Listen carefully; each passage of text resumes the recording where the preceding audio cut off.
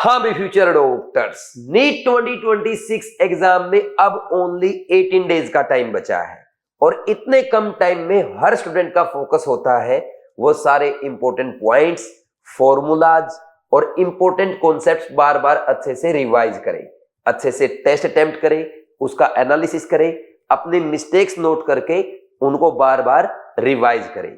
NCERT के जो important lines है, डायग्राम्स है, ग्राफ्स है, टेबल्स है या कोई वीक टॉपिक है उसको बार बार मल्टीपल टाइम अच्छे से रिवाइज करें। हर साल हर स्टूडेंट एग्जाम से कुछ दिन पहले यही करता है, लेकिन इस बार एक छोटी सी प्रॉब्लम है। प्रॉब्लम यह है कि स्टूडेंट डरे हुए हैं। और क्यों डरे हुए हैं? जब से नीट 2025 एग्जाम हुआ है तब से हर स्टूडेंट के माइंड में एक डाउट आ गया है, क्या नीट 2026 का पेपर भी नीट 2025 की तरह टफ आएगा?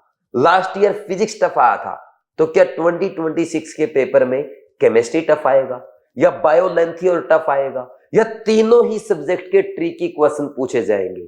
ऐसे डाउट स्टूडेंट के माइंड में बार बार आ रहे हैं।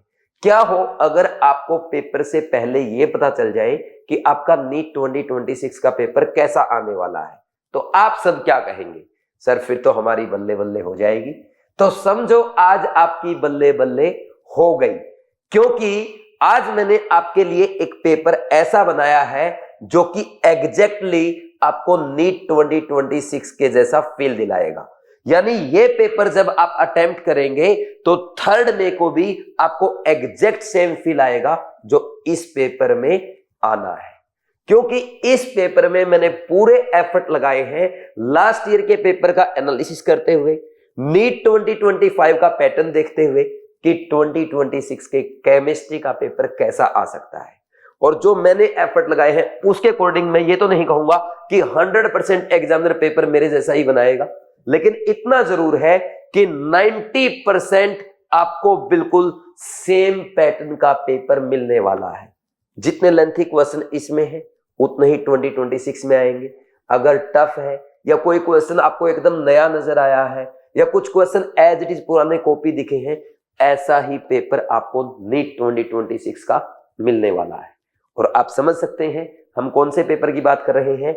हम बात कर रहे हैं हमारे नीट 2026 के एवरेज से टॉपर बनने के सीरीज के 8th वीडियो के मेजर टेस्ट 8 के सॉल्यूशंस की। और ये मेजर टेस्ट आप जानते हैं आपके केमिस्ट्री की केयर टेस्ट सीरीज का 8वां टेस्ट है, 8वां फुल सिलेबस टेस्ट है, जिसमें आपको 45 क्वेश्चंस प्रोवाइड किए गए हैं जो कि प्योर एनसीईआरटी बेस्ड है और नीट एग्जाम के लेटेस्ट पैटर्न पे बेस्ड है। इसलिए प्लीज आपसे एक रिक्वेस्ट है, आप मेजर टेस्ट 8 ईमानदारी से नीट एग्जाम नीट 2026 का पेपर मानते हुए एक बार जरूर अटेम्प्ट करें और एनालिसिस करें कि इसमें नंबर कितने आए हैं।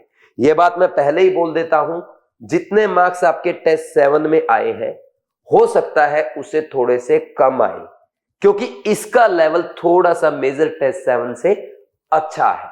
लेकिन मार्क्स कम आए तो आपको घबराना नहीं है, क्योंकि मैंने यह भी कोशिश की है कि टेस्ट तो नीट पैटर्न का बनाया जाए लेकिन मिस्टेक भी स्टूडेंट से मैक्सिमम कराई जाए ताकि एग्जाम में उनसे कोई मिस्टेक ना हो। तो सबसे पहले तो आपको ये टेस्ट अटेम्प्ट करना है, इसके वीडियो सॉल्यूशन देखने हैं। वीडियो सॉल्यूशन में जो भी मिस्टेक्स या इंपॉर्टेंट पॉइंट मैं आपको बताऊंगा वो नोट करके बार बार अच्छे से एग्जाम से पहले रिवाइज करने हैं।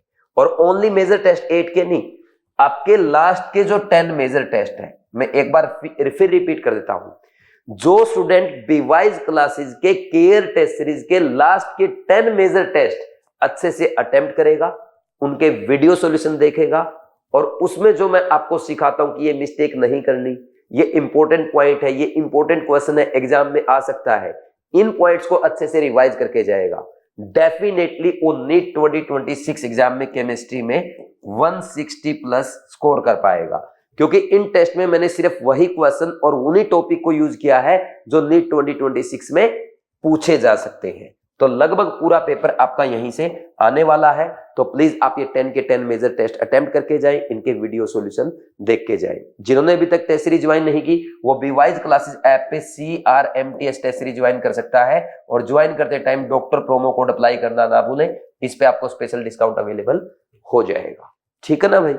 ठीक, CRMTS जरूर कर लो, क्योंकि अभी भी इतना टाइम है कि 10 मेजर टेस्ट और इनके वीडियो सॉल्यूशन आप कर सकते हो, और ये कर दिया तो आपका काम हो गया। ठीक, अब मेजर टेस्ट 8 के वीडियो सॉल्यूशन स्टार्ट करने से पहले list of important questions for revision.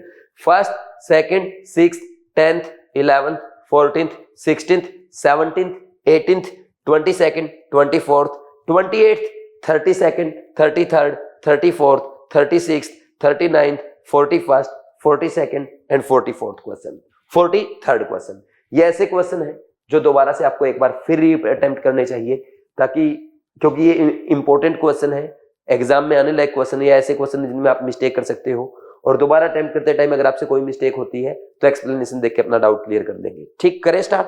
अच्छा, एक बात हमेशा अब तो याद हो गया होगा आपको, जहां पे मैं ई लिखूंगा, ई मींस इजी, वो आपके फर्स्ट अटेम्प्ट का क्वेश्चन है, यानी आपको पहले अटेम्प्ट में पेपर में करना चाहिए। जहां पे एम लिखूंगा वो सेकंड अटेम्प्ट का क्वेश्चन है, और जहां पे टी लिखूंगा वो थर्ड अटेम्प्ट का क्वेश्चन है, और जहां पे एल लिखूंगा वो लास्ट में करने वाला या लीव करने वाला क्वेश्चन है।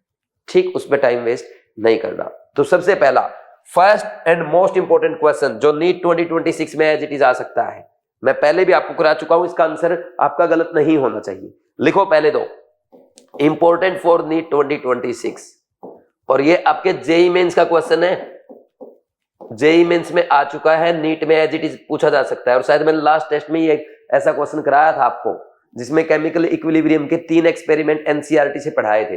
पढ़ो भाई क्या है। When hydrochloric acid is added to cobalt nitrate solution at room temperature, the following reaction takes place and the reaction mixture becomes blue. On cooling the mixture, it becomes pink.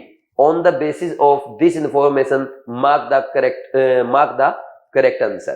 वो बोल रहा है cobalt nitrate solution में aqua solution ले रखा आपने, उसमें क्या डाल दिया, HCl डाल दिया, तो HCl डालने से CuCl4 2- बन गया, जिसका ब्लू कलर होता है, और ये कैसा था, पिंक कलर था।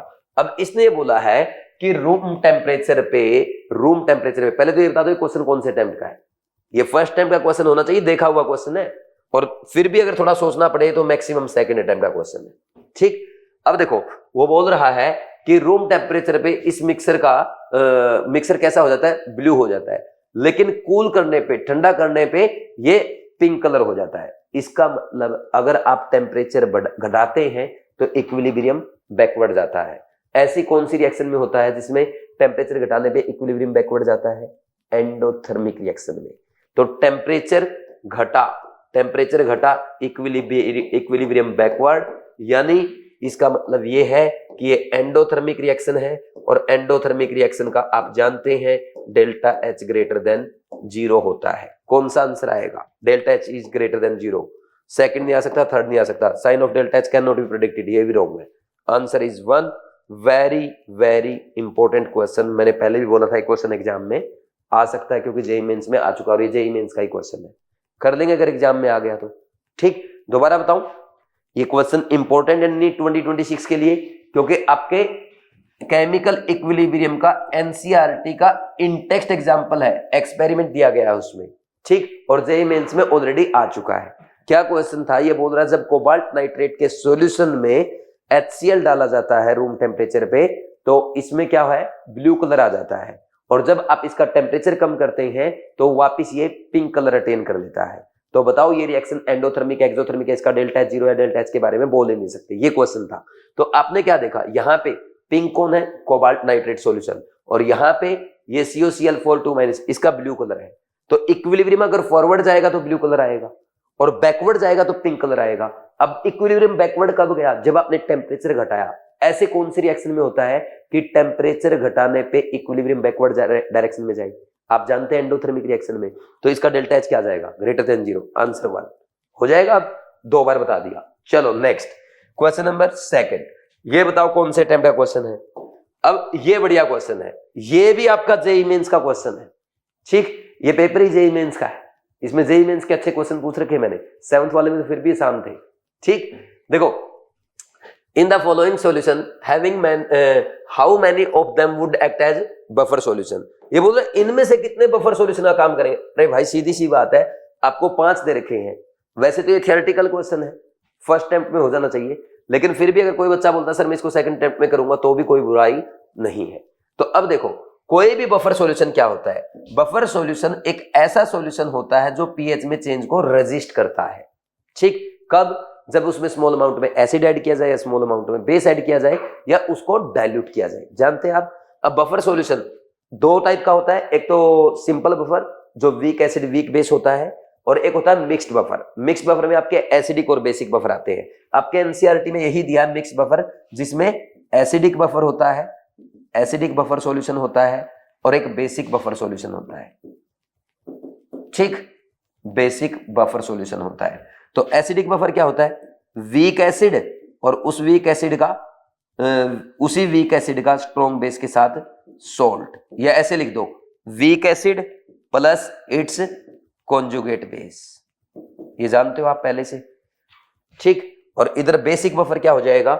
ये हो जाएगा वीक बेस प्लस इसी वीक बेस का स्ट्रॉन्ग एसिड के साथ सोल्ट, या आप क्या लिख सकते हो यहां पे? वीक बेस और इसका कॉन्जुगेट एसिड, इसी वीक बेस का। ठीक, अब एक बात बताओ, एक फॉर्मूला होता है इनकी पीएच का, वो आपको आना चाहिए। बताओ क्या होता है? पीएच क्या होता है? PH equal to PK plus log salt upon acid की concentration, and this equation is known as, ये इक्वेशन क्या कहलाती है? अगर आपने एनसीईआरटी पढ़ा तो पक्का याद होगा। आपको कमेंट सेक्शन में कमेंट करके बताना चाहिए कि एनसीईआरटी में इस इक्वेशन को क्या नेम दिया गया है। ठीक, बताओ जल्दी से। पीओएच क्या होता है? PKb plus log salt upon base की कंसंट्रेशन। ठीक, और कई बार एग्जामिनर उल्टा भी कर देता है, यहाँ पे सोल्ट अपॉन एसिड की कंसंट्रेशन लिखा है, एसिड अपॉन सोल्ट की लिख दिया, फिर यहाँ पे माइनस आ जाएगा। समझ गए ना मेरी पॉइंट? ठीक, तो बताओ भाई कौन सी इक्वेशन है? एग्जामिनर ने डायरेक्ट पूछ रही तो कौन सी इक्वेशन है, ये क्या नेम है? या ये लिख दिया हेंडरसन हैसलबैक इक्वेशन का क्या नेम, कौन सी होती है? Henderson Hasselbalch equation. बहुत सारे बच्चों को तो पता भी नहीं होगा, एनसीईआरटी में है ये। ठीक, दोनों इक्वेशन को हेंडरसन हैसलबैक इक्वेशन बोला जाता है। ठीक, कर लेंगे। और पीएच रेंज क्या होती है भाई? सोल्ट अपॉन एसिड की जो कंसंट्रेशन लेते हैं ना आप, वो कितनी लेते हैं? 1 से लेके 1 से 10 तक, 1/10 टू 10/1 तक। तो इसकी पीएच रेंज जो आती है वो आती है पीके प्लस -1। और जब एसिड और सोल्ट की कंसंट्रेशन सेम हो जाती है तो पीएच आ जाएगा इक्वल टू पीके। उस टाइम बफर की कैपेसिटी मैक्सिमम होती है। सिमिलरली इधर भी लिख सकते हो सोल्ट अपॉन बेस की कंसंट्रेशन, ये होती है 1/10 टू 10/1। इसकी पीओएच रेंज आएगी पीकेबी प्लस -1। तो इसकी भी मैक्सिमम बफर एफिशिएंसी कब होगी? जब सोल्ट और बेस की कंसंट्रेशन सेम हो जाएगी, यानी पीओएच इक्वल टू पीकेबी हो जाएगा। तो पूरा बफर सॉल्यूशन मैंने आपको रिवाइज करा दिया। अब ये बफर सॉल्यूशन बना के देखने आपको, which of the following act as buffer. देखो, ये है स्ट्रॉन्ग एसिड और ये है स्ट्रॉन्ग बेस, ये न्यूट्रलाइजेशन रिएक्शन देंगे, ये बफर सॉल्यूशन नहीं बनाएंगे। नेक्स्ट, ये है वीक बेस और ये है वीक बेस और ये है स्ट्रॉन्ग एसिड। अब दोनों जब रिएक्ट करेंगे तो क्या बनेगा? NH4Cl बनेगा प्लस वाटर बन जाएगा। अब आपके मिक्सर में क्या है? ये एक्सेस में है ना NH4OH, तो NH4OH बच गया और NH4Cl बच गया। तो NH4OH वीक बेस है और ये इसका वीक बेस का स्ट्रॉन्ग एसिड है। तो मिक्सर में क्या पड़ा है? HCl तो पूरा खत्म हो जाएगा ना, क्योंकि NH4OH एक्सेस में है। तो ये तो हो गया 0, ये बचा और ये बचा है। तो ये बेसिक बफर हुआ या नहीं हुआ? बिल्कुल हो गया बेसिक बफर। ठीक है, तो ये एक बफर सॉल्यूशन हो गया, 1 काउंट करो इसको। नेक्स्ट, एसिटिक एसिड और H2CO3 दोनों ही वीक एसिड है, ये बफर हो ही नहीं सकता। ये HCl ये वीक एसिड है। ठीक, ये दोनों वीक एसिड थे, ये बफर नहीं हो सकता। ये वीक एसिड है और ये weak acid plus strong base के साथ सोल्ट है, HCl प्लस NaCN। तो ये HCN सोल्ट एसिड था और उसी का सोल्ट है। भले ही वो एक्सेस में दे रखा है तो ये बफर का काम करेगा। बस क्या होना चाहिए? आपका एसिड होना चाहिए प्लस उस एसिड का स्ट्रॉन्ग बेस के साथ सोल्ट होना चाहिए। तो एक ऐसा बफर हो गया, एसिडिक बफर हो गया। नेक्स्ट, अब ये बोल रहा है CH3COOH प्लस NH4OH, ये लार्ज दे दिया एक्सेस में, तो पता क्या होगा? CH3CONa हो जाएगा प्लस वाटर बन जाएगा। अब आप कहेंगे सर सही तो है, ये वीक एसिड है और यहाँ पे इसका स्ट्रॉन्ग बेस का सोल्ट है। देखो, इसकी तो कंसंट्रेशन रहेगी, NaOH की भी रहेगी, लेकिन ये तो 0 हो जाएगा ना, क्योंकि NaOH एक्सेस में है। तो सारा एसिड ही खत्म हो गया, तो बचा क्या सॉल्यूशन में? आपके सॉल्यूशन में क्या बचा? इस सॉल्यूशन में बचा NaOH पड़ा है प्लस CH3COONa पड़ा है। तो ये थोड़ा बफर होता है। अगर एसिड होता तब बफर होता, तो ये बफर सॉल्यूशन नहीं होगा। तो कितने बफर बने, एक तो सेकंड बना और एक फोर्थ बना, तो आपके सिर्फ 2 बफर बने। वेरी वेरी इंपॉर्टेंट क्वेश्चन, ये समझो कि ये कम सेकंड अटेम्प्ट का ही क्वेश्चन था, फर्स्ट का तो नहीं था, ये सोचना पड़ता थोड़ा। आंसर क्या आया, 3 आया। एक बात और बताऊं आपको बढ़िया, अब जैसे जेईई मेंस के एग्जामिनर ने क्वेश्चन पूछा कि इसमें कितने बफर है, अब मैं अगर एग्जामिनर रहता ना, मैं इसमें क्वेश्चन ये पूछता इसमें कितने एसिडिक बफर है, तो बच्चे कैसे कंफ्यूज होते, इसको भी शायद काउंट कर देते कुछ तो बेस वाले को भी, तो फिर 1 और 1 2 लिख देते, ये गलती कर सकते थे। तो एग्जामिनर ने जेईई मेंस वाले ने सिर्फ ये पूछा कि बफर सॉल्यूशन कितने हैं। अच्छा क्वेश्चन तब होता जब वो ये पूछता कि इसमें कितने एसिडिक बफर है, लेकिन मैंने भी देखो टफ नहीं किया, जेईई मेंस का क्वेश्चन एज इट इज आपके पेपर में रख दिया। किसी को कुछ लिखना लिख लो, ये बफर सॉल्यूशन आपका पूरा रिवाइज हो गया, इसके अलावा कुछ नहीं आएगा। अगर इसके अलावा आएगा ना, ज्यादा से ज्यादा ये आएगा भाई आपका फॉर्मूले में वैल्यू पुट कर दो, के वैल्यू दे दी, पी के फाइंड आउट कर दो, ठीक। सोल्ट और एसिड की कंसंट्रेशन मोल्स दे दिए, उनका मिक्सर करा के फिर उसकी कंसंट्रेशन फाइंड आउट करा ली। तो यहाँ पे मोलर रेशियो भी रख सकते हो आप, क्यों, क्योंकि भाई जब वो एक ही सॉल्यूशन में जाएंगे दोनों की वॉल्यूम तो सेम होगी ना, number of moles of salt divide by total volume V, number of moles of salt weak acid divide by total volume V, V से वी कैंसिल हो जाएगा, ठीक। तो टेंशन लेने की जरूरत नहीं है। तो पूरा बफर सॉल्यूशन आपका एग्जाम से पहले एक बार फिर अच्छे से रिवाइज हो गया। नेक्स्ट है क्वेश्चन नंबर 3, ये भी अच्छा क्वेश्चन है, गुड क्वेश्चन, ठीक, गुड क्वेश्चन फॉर नीट 2026। और कैसा क्वेश्चन है, मैथ्स कॉलम का क्वेश्चन है, थियोरेटिकल क्वेश्चन है, इजी है, फर्स्ट अटेम्प्ट में हो जाएगा। अब देखो मैंने क्यों बोला ये क्वेश्चन नीट 2026 के लिए अच्छा क्वेश्चन है, इसका रीजन ये है कि ये प्रैक्टिकल ऑर्गेनिक केमिस्ट्री का क्वेश्चन है, और इसमें ना देखो Dumas method, Kjeldahl method, Carius method, chromatography और होमोलिसिस। होमोलिसिस चलो डिफरेंट टॉपिक है, यहाँ पे एक ही क्वेश्चन में आपके 4 टॉपिक कवर हो गए, किसके, प्रैक्टिकल ऑर्गेनिक केमिस्ट्री के। तो इससे अच्छा क्वेश्चन कौन सा होगा, इसलिए बढ़िया क्वेश्चन है। तो ड्यूमास मेथड कॉलम में, तो कॉलम 2 में देखो क्या है, ड्यूमास मेथड में क्या होता है भाई, N2 गैस ऑब्टेन होती है, और N2 के हम अमाउंट मेजर करके फिर उसका पहले N2 के वॉल्यूम मेजर कर लेते हैं, फिर उसके मोल्स कैलकुलेट करते हैं, नाइट्रोजन का मास कैलकुलेट करते हैं, नाइट्रोजन के मास को टोटल मास ऑफ ऑर्गेनिक मास से डिवाइड करके 100 से मल्टीप्लाई करके परसेंटेज ऑफ नाइट्रोजन कैलकुलेट करते हैं, ये पता ना आपको, ठीक। तो ये मैच कर गया थर्ड के साथ। नेक्स्ट जेल्डाल मेथड, जेल्डाल मेथड में क्या करते हैं, ऑर्गेनिक कंपाउंड को कंसंट्रेटेड H2SO4 के साथ कॉपर सल्फेट, जो कि इसका क्या होता है, कैटालिस्ट होता है। लास्ट वीडियो में मैंने पूछा था जेल्डाल मेथड का कैटालिस्ट क्या है, तो कॉपर सल्फेट, कॉपर सल्फेट के साथ जब इसको हीट करते हैं तो सारा नाइट्रोजन किस में कन्वर्ट हो जाता है, अमोनियम सल्फेट में कन्वर्ट हो जाता है। फिर इस अमोनियम सल्फेट को आप ट्रीट करते हैं किसके साथ, NaOH के साथ हीट करते हैं, फिर उसमें से क्या निकलती है, अमोनिया गैस निकलती है। फिर उस अमोनिया गैस को नॉन सॉल्यूशन ऑफ H2SO4 के साथ ट्रीट किया जाता है, और ये पता किया जाता है H2SO4 की कितनी अमाउंट कंज्यूम हुई, उसके बेस पे कितना अमोनिया निकला था। फिर अमोनिया में जैसे मान लीजिए 5 मोल अमोनिया रिलीज हुआ, तो इसका मतलब क्या है, 1 मोल अमोनिया में यानी 17 ग्राम अमोनिया में 14 ग्राम नाइट्रोजन होती है, तो 5 मोल में कितनी होगी, 17 ग्राम हो जाएगी। तो 70 ग्राम नाइट्रोजन होगी, डिवाइड बाय ऑर्गेनिक कंपाउंड का मास गुना में 100, तो ऐसे परसेंटेज कैलकुलेट करते हैं। तो ये 5th से मैच कर गया। नेक्स्ट इसके बाद केरियस मेथड, ये हैलोजन के एस्टिमेशन के लिए यूज किया जाता है। तो हैलोजन में क्या करते हैं, ये हैलोइड आयन के साथ क्या बनाएगा, AgNO3 के साथ PPT बनाएगा, AgCl व्हाइट PPT, ये क्या होती है, सोल्यूबल इन NH4OH, और AgBr की light yellow PPT sparingly soluble in NH4OH, और AgI की dark yellow PPT insoluble in NH4OH। तो ये 1 के साथ मैच कर गया। क्रोमेटोग्राफी एडजॉर्प्शन इसका प्रिंसिपल है, तो इसमें हम क्या करते हैं, सिलिका जेल यूज करते हैं एज ए स्टेशनरी फेज, और इस पे डिफरेंट पार्टिकल्स का डिफरेंट एडजॉर्प्शन होगा, तो उनको सेपरेट कर दिया जाता है। तो सेकंड हो गया डी के साथ मैचिंग। होमोलिसिस क्या होता है, फ्री रेडिकल बनते हैं होमोलिसिस में, 4th आ गया। तो 3 4 5 1 2 4 3 5 1 2 4, आंसर इज 2। ये भी इजी क्वेश्चन आप बोल सकते हैं, ठीक। Next question number 4, which of the following statement are incorrect. अब देखो भाई इसमें 5 स्टेटमेंट दे रखी है, और दे भी कौन से चैप्टर की रखी है आपको दिख रहा है, बोर्न एंड कार्बन फैमिली की। तो ये कम से कम सेकंड अटेम्प्ट का क्वेश्चन हो गया। 5 स्टेटमेंट पहले अटेम्प्ट में पढ़ोगे, 5 सेकंड में पढ़ भी दोगे और उसको सही और गलती भी बता दोगे। इतने फास्ट होते तो फिर दिक्कत ही क्या थी। समझो इस बात को, एक्सेप्ट करो अपनी कमियों को, ठीक। Aluminium vessel should not be washed with washing soda because it reacts with aluminium to form soluble aluminate, बिल्कुल सही है।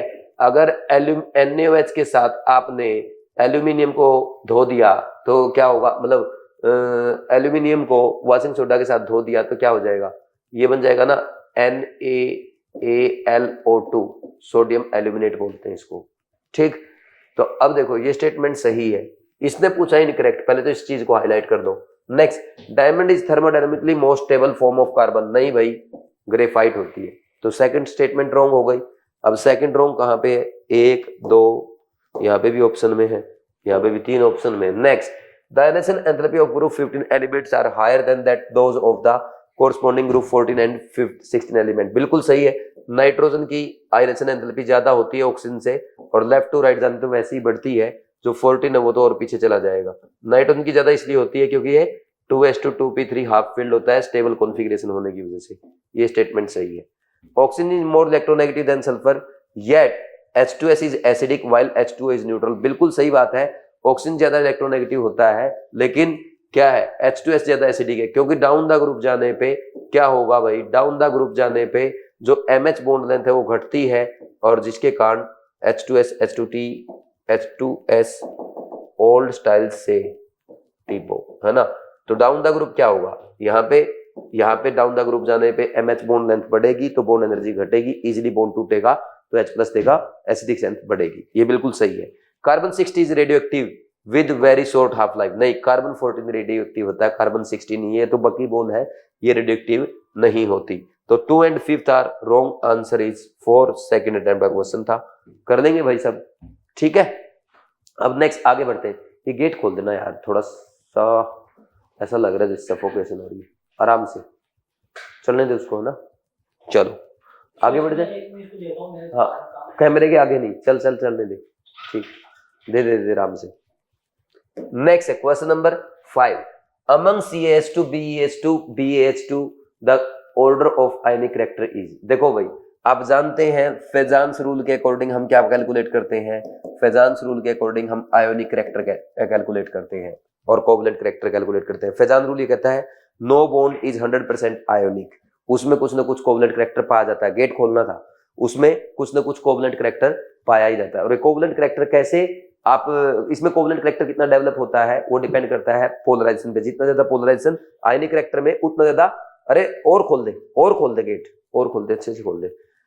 फेजान रूल के अकॉर्डिंग जितना ज्यादा पोलराइजेशन होगा उतना ज्यादा कोवलेंट कैरेक्टर होगा। अब पोलराइजेशन किस पे डिपेंड करता है, पोलराइजेशन भाई एक तो डायरेक्टली प्रोपोर्शनल टू होता है, चार जोन कैटायन और एनायन, जितना ज्यादा चार्ज होगा कैटायन पे उसकी उतनी ज्यादा पोलराइजिंग पावर होगी, और एनायन पे जितना ज्यादा चार्ज होगा उसकी उतनी ज्यादा पोलराइजेबिलिटी होगी। दूसरा एक फैक्टर और होता है साइज ऑफ एनायन के, तो डायरेक्टली प्रोपोर्शनल होता है, एनायन का साइज जितना बड़ा होगा वो इतना इजीली पोलराइज होगा, और कैटायन के साइज के इनवर्सली प्रोपोर्शनल होता है, ठीक, ये ध्यान रखना। और एक बात बता दूं, अगर आपके डी ब्लॉक के कैटायन है, यानी कोई भी कैटायन है डी ब्लॉक का, जैसे उसमें Dn इलेक्ट्रॉन्स है, मतलब D2 D3 इस टाइप से इलेक्ट्रॉन है, तो S और P डी ब्लॉक के कैटायन में किसका ज्यादा पोलराइजेशन होगा, पोलराइजेशन पावर जो है, पोलराइजेशन पावर तो डी ब्लॉक का कैटायन जो है, डी ब्लॉक कैटायन की ज्यादा होगी, किससे, एस ब्लॉक के कैटायन से। ये एनसीईआरटी की लाइन है, और पहले भी मैं आपको एनसीईआरटी में पढ़ा चुका हूं, बता चुका हूं, एग्जामिनर डायरेक्ट भी पूछ सकता है। अब बताओ इनमें सबसे पहले आपने क्या देखा, हम कैसे क्वेश्चन सोल्व करेंगे। सबसे पहले देखो कॉमन क्या है, कॉमन देखा आपने हाइड्राइड आयन, अच्छा क्वेश्चन तो इजी है ना फर्स्ट अटेम्प्ट का, हाइड्राइड आयन कॉमन आयन है, हाइड्राइड आयन कॉमन आयन है, तो आप ये बताओ कि किस पे डिपेंड करेगा आयनिक कैरेक्टर, कैटायन पे। कैटायन सारे क्या है, सेकंड ग्रुप के हैं, तो सब में प्लस चार्ज है सेम, सब प्लस चार्ज अगर सेम है तो डाउन द ग्रुप जाएंगे, साइज बढ़ेगा कैटायन का, पोलराइजेशन घटेगा, कोवलेंट कैरेक्टर घटेगा, यानी आयनिक कैरेक्टर बढ़ेगा, ठीक। तो as polarisation increase covalent character increase और आयनिक कैरेक्टर डिक्रीज, ये तो आप सब जानते हैं ना अच्छे से, ठीक है। अब डाउन द ग्रुप गए तो BeH2 CaH2 और BaH2 में क्या होगा, पोलराइजेशन घटा, कोवलेंट कैरेक्टर घटा, यानी आयनिक कैरेक्टर बढ़ा, ये आयनिक कैरेक्टर का ऑर्डर आ जाएगा। आंसर कौन सा आएगा, आंसर 3 आ जाएगा। कर देंगे ना ऐसे, ठीक है।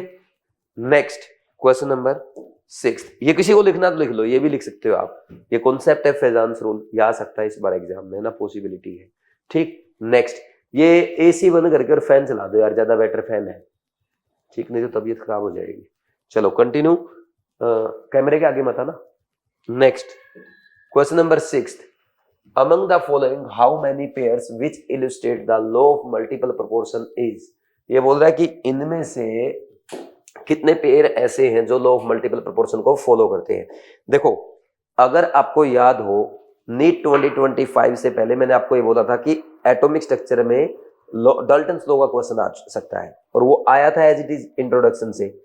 अगर इस बार आपके नीट 2026 एग्जाम में लॉ ऑफ केमिकल कॉम्बिनेशन से क्वेश्चन आता है, तो मोस्ट प्रोबेबली क्वेश्चन आपका लॉ ऑफ मल्टीपल प्रोपोर्शन का आ सकता है।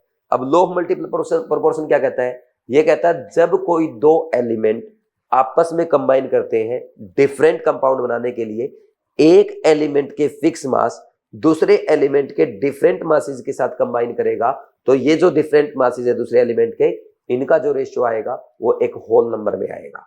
समझे या नहीं समझे, ये डाल्टन्स लॉ, ये लॉ ऑफ मल्टीपल प्रोपोर्शन है, ठीक। तो जैसे आप ये देखो भाई, मान लीजिए कार्बन, जैसे कार्बन और ऑक्सीजन कंबाइन कर रहे हैं, ठीक, कार्बन का मान लीजिए 12 ग्राम ले लिया, ऑक्सीजन का 16 ग्राम ले लिया, तो क्या बन जाएगा, CO बन जाएगा, ठीक। या ऐसे लिख दो यहाँ पे, ये CO बन गया, और कार्बन का 12 ग्राम ही रखा, ऑक्सीजन का 32 ग्राम ले लो, तो ये CO2 बन जाएगा। समझे कि नहीं समझे। अब इसका मतलब क्या है, ये फिक्स मास, इसके डिफरेंट मासेस के 16 और 32 1:2 के रेशियो में आए कि नहीं आए। भाई सीधी सी बात समझो, law of multiple proportion Dalton ने दिया है, और डाल्टन ने क्या कहा था, एटम इज इंडिविजुअल, यानी एटम को तोड़ा नहीं जा सकता। तो जब आप कार्बन के एटम फिक्स कर दोगे, यानी कार्बन का एटम, कार्बन का मास फिक्स कर दोगे, तो ऑक्सीजन के डिफरेंट मासेस, यानी ऑक्सीजन के डिफरेंट नंबर ऑफ एटम के साथ रिएक्शन करेगा, तो डिफरेंट कंपाउंड बनेंगे। यहाँ पे कार्बन का एक एटम, ऑक्सीजन का एक एटम, यहाँ पे कार्बन का एक एटम, ऑक्सीजन के दो एटम, तो ये कार्बन का एक एटम फिक्स कर दिया, ऑक्सीजन का एक और इसका दो लिया, तो होल नंबर में ही तो आएगा उनके मास का रेशियो। सही तो है, ठीक, समझ गए। तो अब ये ध्यान रखो, सबसे पहले तो ना, दो जो पेयर में है दोनों में सेम एलिमेंट होने चाहिए। PH3 फास्फोरस हाइड्रोजन, इसमें हाइड्रोजन Cl, ये नहीं करेगा। CuCl2 CuSO4, कॉपर कॉपर, लेकिन क्लोरीन या सल्फर और ऑक्सीजन, या तीन, दो से ज्यादा आ गए, ठीक, ये हो ही नहीं सकता। अब देखो PbO और PbO2, लेड है, ऑक्सीजन के साथ कंबाइन किया, PbO बना, लेड का एक एटम ऑक्सीजन के दो एटम के साथ कंबाइन किया, PbO2 बना, तो ये 1:2 के रेशियो में आएगा कि नहीं आएगा, ये सही फॉलो कर रहा है। H2S और SO2, इसमें हाइड्रोजन सल्फर, इसमें सल्फर ऑक्सीजन, ये फॉलो नहीं करेगा। NO और N2O, यहाँ पे ऑक्सीजन का मास फिक्स है और नाइट्रोजन के डिफरेंट मासेस है, तो ये भी फॉलो करेगा। तो C एंड E फॉलो कर रहा है, तो ये बोल रहा कितने पेयर फॉलो करेंगे, ओनली 2, आंसर इज 2। अच्छा क्वेश्चन एग्जाम के लिए, इजी क्वेश्चन है ना, ये कर सकते हो आप फर्स्ट अटेम्प्ट में आराम से, है ना। चलो फर्स्ट या सेकंड अटेम्प्ट का। Next question number 7। अब इस क्वेश्चन में क्या है, सबसे पहले भाई ये देखो, यहां पे CO प्लस HCl आएगा, इसने सही नहीं लिखा, ठीक। गटरमैन रिएक्शन होती है ना ये, जब बेंजीन की रिएक्शन किसके साथ कराएंगे, CO प्लस HCl के साथ कराएंगे in presence of anhydrous AlCl3, तो क्या हो जाता है, ये बेंजल्डिहाइड बन जाता है। और बेंजल्डिहाइड की रिएक्शन अब पता क्या बोल रहा है, ये करा दो आप, ये A है कॉन्सेंट्रेटेड NaOH के साथ। देखो बेंजल्डिहाइड कैसा कार्बन कंपाउंड है, जिसके पास अल्फा H नहीं है, उसकी रिएक्शन करा रहे हो आप किसके साथ, कंसेंट्रेटेड एल्कली के साथ। तो सिंपल सी बात है, ये कानिज़ारो रिएक्शन होगी। कौन सी होगी, कानिज़ारो रिएक्शन होगी। कानिज़ारो रिएक्शन जब होगी तो यहाँ पे क्या बन जाएगा, बेंजल्डिहाइड का ऑक्सीडेशन होगा और रिडक्शन होगा, यानी इसका क्या होगा, डिस्प्रोपोर्शनेशन होगा। तो बेंजोइक एसिड बनेगा, बेंजोइक एसिड NaOH के साथ एसिड बेस रिएक्शन करके इसका सोल्ट बना देगा ऐसे, और ये क्या बनेगा, बेंजाइल अल्कोहल बन जाएगा। ये रिड्यूस फॉर्म, ये ऑक्सीडाइज फॉर्म, ठीक। अब चेक करो कौन सा आंसर आएगा। अब इसमें आंसर आ जाएगा आपका सेकंड वाला, सेकंड वाला सही आंसर, आंसर इज 2। कर दोगे, ठीक है। नेक्स्ट, ये और क्वेश्चन कौन से लेवल का था, क्वेश्चन तो भाई 1 और 2 ही रिएक्शन है, तो पहले अटेम्प्ट में भी हो सकता है और जानी पहचानी रिएक्शन है, डायरेक्ट एनसीईआरटी की रिएक्शन है। नेक्स्ट क्वेश्चन नंबर 7 था ना, ये 7 के बाद 8, ये बोल रहा है कि सबसे पहले C2H2 ये इथीन दे दिया, इथीन की रिएक्शन कराएगी रेड हॉट आयरन ट्यूब के साथ, है ना। तो आपको पता है क्या बनता है, बेंजीन बनता है, सीधी सी बात है, हर बच्चा जानता है। फिर अच्छा कौन से अटेम्प्ट का क्वेश्चन है, 3 स्टेप है इजी से, तो फर्स्ट अटेम्प्ट का क्वेश्चन हो गया ये, है ना। नेक्स्ट CH3COCl के साथ रिएक्शन कराई गई, ये Cl है यहाँ पे, एनहाइड्रस AlCl3, तो ये हो गई फ्रिडल क्राफ्ट एसाइलेशन। तो क्या बन जाएगा, एसीटोफिनोन बन गया, और एसीटोफिनोन की रिएक्शन फर्दर किसके साथ, ZnHg कंसंट्रेटेड HCl, कलिमेंसन रिडक्शन हुआ कि नहीं हुआ, क्या बन जाएगा भाई, सीधा सा एल्डिहाइड कीटोन को क्या कर देता है, एल्केन में कन्वर्ट कर देता है, CO ग्रुप का CH2 बना देता है, इथाइल बेंजीन बन जाएगा। बताओ कौन से ऑप्शन में नजर आ रहा है, थर्ड में, आंसर इज 3। इजी क्वेश्चन है, कई बार ऐसे इजी क्वेश्चन भी डायरेक्ट जेईई मेन से आपके नीट एग्जाम में कॉपी हो जाते हैं। ये जेईई मेंस का क्वेश्चन है, बाई चांस ऐसा इजी क्वेश्चन नीट 2026 में आ जाए, ठीक है भाई, कर लेंगे आएगा तो, क्योंकि देखो ये आपके कौन से चैप्टर की रिएक्शन, ये आपके एल्काइन वाले चैप्टर की, ये एरोमेटिक, ये हाइड्रोकार्बन चैप्टर की रिएक्शन, ये भी हाइड्रोकार्बन की, और ये आपके कौन से चैप्टर की, aldehyde and ketone, class 11th की 2 रिएक्शन, एक क्लास 12th की, ऐसे आते हैं एग्जाम में क्वेश्चन, इजी क्वेश्चन। नेक्स्ट, अब ये क्वेश्चन मैं नहीं बताऊंगा क्योंकि ऑलरेडी मैं लास्ट में आपको बता चुका हूं, एक क्वेश्चन करा था मैंने आपको लास्ट टेस्ट में, याद होगा ना, जिसमें पूछा गया था लेड कैसे रिमूव करते हैं, उसमें 4 ऑप्शन तो थे भाई, किसके, ये डिसफेरियोक्सम भी यूज करते हैं, EDTA यूज करते हैं, सिस्प्लेटिन या डिपेनिसिलिन, याद आया, ठीक है, EDTA यूज करते हैं, तो उन चारों का मैंने बताया भी था क्या क्या काम है। सिस्प्लेटिन का काम बताओ क्या है, इजी क्वेश्चन है, पहले अटेम्प्ट का, जल्दी से बता दो। सिस्प्लेटिन का काम है कैंसर का ट्रीटमेंट, यानी ट्यूमर का ट्रीटमेंट, 4 के साथ मैच कर गया। EDTA लेड पॉइजनिंग में ट्रीट किया जाता है, ठीक, यानी जिसको लेड पॉइजनिंग हो जाए उसको EDTA दे दो, EDTA कॉम्प्लेक्स बनाएगा और वो यूरिन के थ्रू बॉडी से बाहर आ जाएगा। नेक्स्ट डेस्फेरियोक्साम बी, मैंने बताया था ना, फेरी मींस, फेरी किसके लिए यूज करते हो, फेरस फेरिक आयरन के लिए, तो removal of excess of iron. और ये डिपेनिसिलिन, ये मैंने बताया था C से कॉपर याद कर दो पहला, तो 4 3 2 1, कहां है ऐसा, आंसर 4 हो जाएंगे ऐसे क्वेश्चंस। नेक्स्ट आ सकता है ऐसा क्वेश्चन इस बार, क्योंकि जो आपके ना लास्ट में एप्लीकेशन दे रखी कोऑर्डिनेशन कंपाउंड के, वहां से क्वेश्चन आ सकता है। ऑलरेडी आपका D&F ब्लॉक का मैच 2 कॉलम आ चुका लास्ट टाइम यूजेज पे और उस टाइप के थियोरेटिकल टॉपिक में क्वेश्चन, तो अब 12th का आ चुका है, या तो फिर 12th का आपका P ब्लॉक से आए या कोऑर्डिनेशन कंपाउंड से आए, और मुझे इससे ज्यादा प्रोबेबिलिटी लगती है कि 12th से ही आएगा, लेकिन इस बार आपके लास्ट यूजेज से नहीं आएगा, क्वेश्चन आएगा इस बार इंट्रोडक्शन से, क्योंकि 11th के इंट्रोडक्शन से आ चुका लास्ट ईयर नीट 2025 में, और वो क्वेश्चन आपके कौन से चैप्टर से आ सकता है, या तो हेलो एल्केन के पहले इंट्रोडक्शन वाले चैप्टर से, जो मैंने आपको बता रखा ना, उसमें स्टार्टिंग में जो इंपॉर्टेंट पॉइंट्स दिए याद करने वाले, और या आपके अमाइन वाले चैप्टर में, कृष्णा बैच में भी करा रखा है, और आपके जो कोटा क्लासरूम नोट्स है ना, इनमें भी लिखा रखा है, एक बार रिवाइज कर लेना, शायद टेस्ट में ना आए, टेस्ट बन चुके हैं, बस बता दिया कि रिवाइज करना है। नेक्स्ट है question number 10, bonding in which of the following diatomic molecule becomes stronger on the basis of MO theory by removal of an electron, choose the most appropriate answer from the options given below। जल्दी से बता दो कौन से attempt का question है, पहले भी हो सकता है, और अगर आपको थोड़ा सा MOT में टाइम लगता है तो आप सेकंड अटेम्प्ट तक भी लेके जा सकते हैं। पहले में कैसे होगा, देखो आपको याद है ना, जो मैंने ट्रिक बता रखी, बॉन्ड ऑर्डर आपको बताना है, अगर नंबर ऑफ इलेक्ट्रॉन आपको पता है ना, तो आप बॉन्ड ऑर्डर बता सकते हो कि नहीं बता सकते, बता देंगे ना, ऐसे था ना, 2 4 6 8 10 12 14 16 18 20, अगर ऐसा है तो आप क्या बोलते हो, जहां पे 2 इलेक्ट्रॉन है उसके लिए 1 इलेक्ट्रॉन, एक बॉन्ड ऑर्डर, 4 के लिए 0 1 0 1 0 1 2 4 सॉरी 1 2 3 2 1 और 0, अगर 14 और 15 के बीच में आ जाए, 14 और 16 के बीच में आ जाए 15 इलेक्ट्रॉन 2.5, 12 और 14 के बीच में आ जाए 13 इलेक्ट्रॉन, तो दोनों के बीच में 2 और 3 के बीच में 2.5, 10 और 12 के बीच में आ जाए 11 इलेक्ट्रॉन, 1 और 2 के बीच में 1.5, ऐसे करते हैं। तो अब आपको पता है as bond order increase, bond strength increase, जानते हो आप। अब देखो कैसे करेंगे, सबसे पहला ए में है NO, NO में होते हैं 15 इलेक्ट्रॉन, तो इसका बॉन्ड ऑर्डर कितना है 2.5। तो अब इसका एक इलेक्ट्रॉन निकाल लो NO प्लस, इसमें हो गए 14 इलेक्ट्रॉन, तो बॉन्ड ऑर्डर कितना आ जाएगा, बॉन्ड ऑर्डर आ जाएगा 3.0। तो बॉन्ड ऑर्डर बढ़ा, बॉन्ड स्ट्रेंथ बढ़ी। ठीक, बी देखो, बी है N2, इसका बॉन्ड ऑर्डर होता है 3, 14 इलेक्ट्रॉन है ना, तो N2 प्लस में गया, कितने इलेक्ट्रॉन हो गए 13, बॉन्ड ऑर्डर कितना हुआ 2.5, बॉन्ड ऑर्डर घटा, बॉन्ड स्ट्रेंथ यानी बॉन्ड एनर्जी घटी। सी पे आ जाओ, O2 बॉन्ड ऑर्डर होता है 2 और एक इलेक्ट्रॉन निकाल लो O2 प्लस, तो कितना हो गया, बॉन्ड ऑर्डर 2 होता है 16 इलेक्ट्रॉन में और इसमें 15 हो गए, तो बॉन्ड ऑर्डर हो जाएगा 2.5, तो बॉन्ड एनर्जी यानी बॉन्ड स्ट्रेंथ बढ़ी। ठीक, डी C2 का है कितना बॉन्ड ऑर्डर 2, एक इलेक्ट्रॉन निकालो C2 प्लस में गया, बॉन्ड ऑर्डर 11 इलेक्ट्रॉन के लिए 1.5, बॉन्ड स्ट्रेंथ घटी।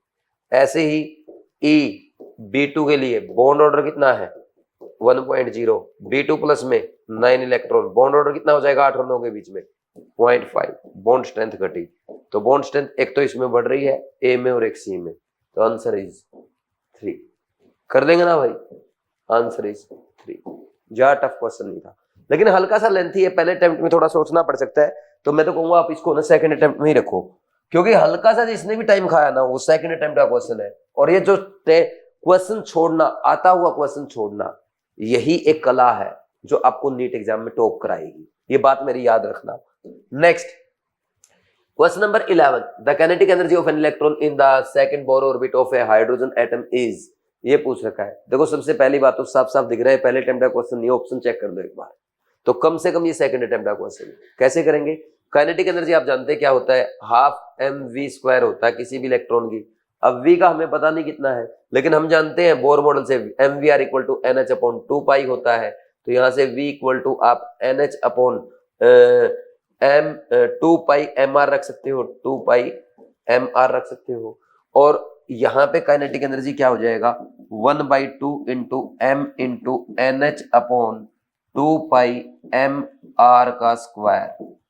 ठीक, अब ये पुट कर दो, तो आपके क्या आ जाएगा 1/2 into m into n² into h² 4π² और m और r क्या होता है भाई, r पता क्या होता है, r आप जानते हैं, r होता है n² z इंटू a0। तो r n इक्वल टू 2 के लिए, n इक्वल टू 2 के लिए r क्या हो जाएगा 4a0 डिवाइड बाई, ये तो z1 है, तो इसको लिखो 4a0।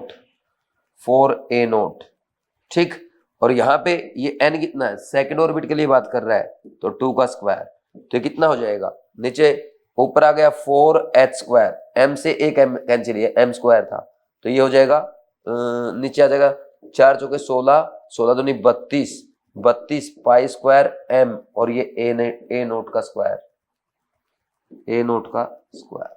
अब देखो कौन सा है ऐसा, अच्छा 4 8 32, 1/8, 1/8 वाला ऑप्शन नहीं है, 4/32 यही ऑप्शन है आपका, 4/32, आंसर इज 3।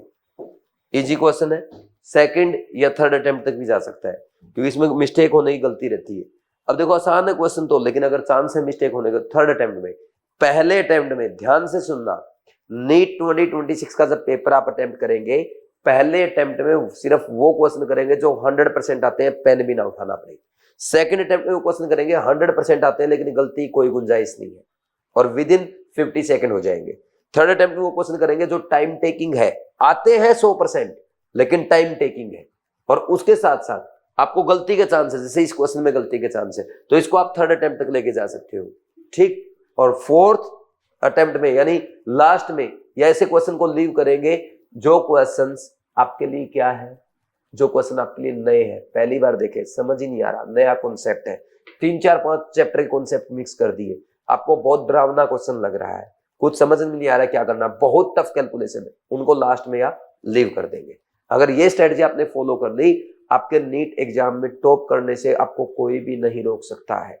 ठीक, चलो आगे बढ़ते हैं। Question number 12, 120 gram of an organic compound that contains only carbon and hydrogen giving 330 gram of CO2 and 270 gram of water on complete combustion the percentage of carbon and hydrogen. देखो भाई, कोई compound था, organic compound है।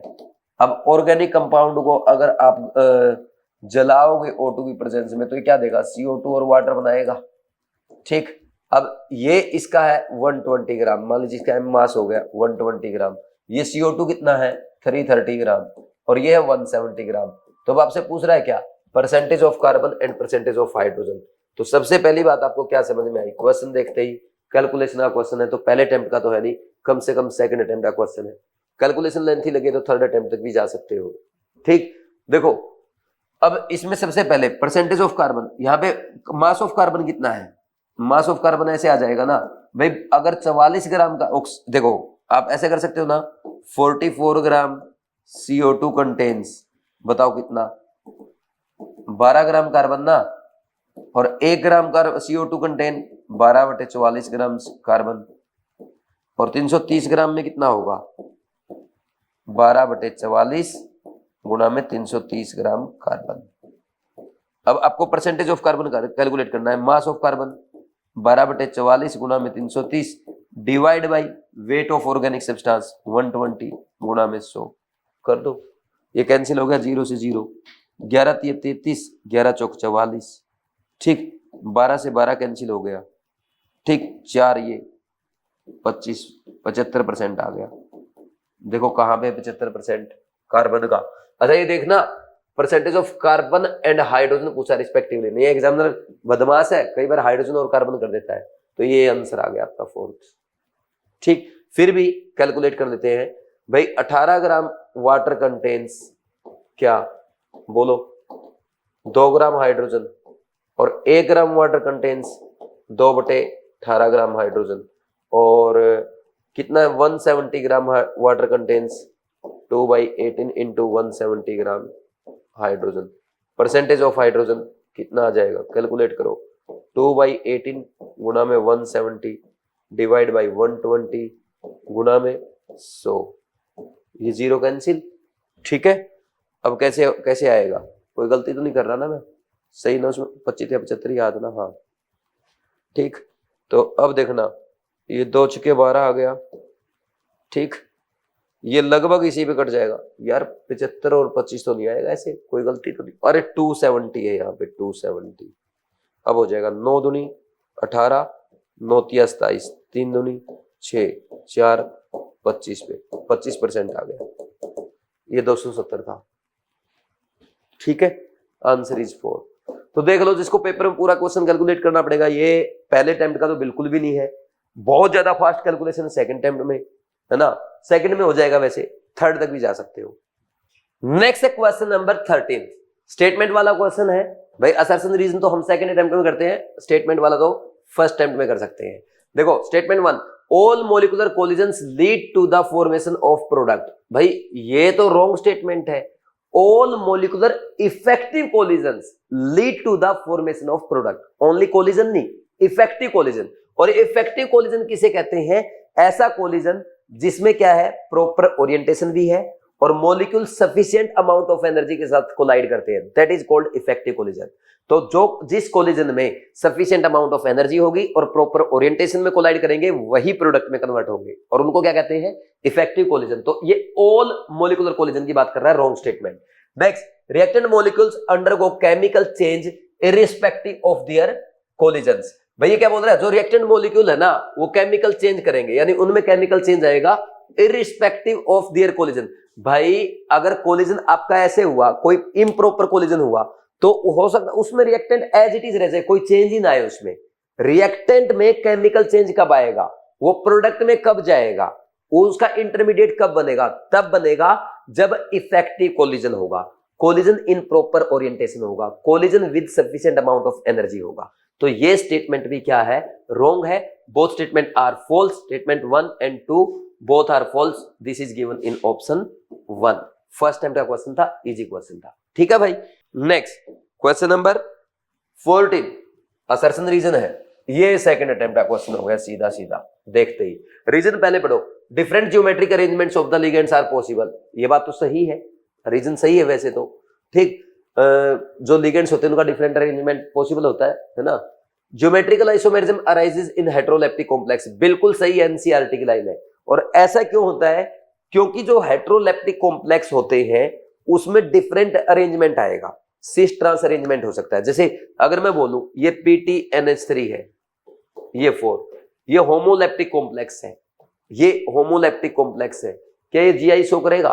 ये GI show नहीं करेगा। लेकिन अब ये है होमोलेप्टिक था, होमोलेप्टिक कॉम्प्लेक्स है, ठीक। अब आप ये लो PTNH3 ट्वाइस Cl2, तो ये GI शो करेगा, इसका सिसप्लेटिन और ट्रांसप्लेटिन बनेगा क्योंकि ये हेटेरोलेप्टिक है। और क्यों बना ऐसा?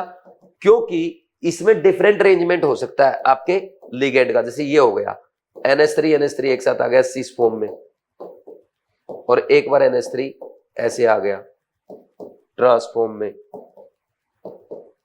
ठीक।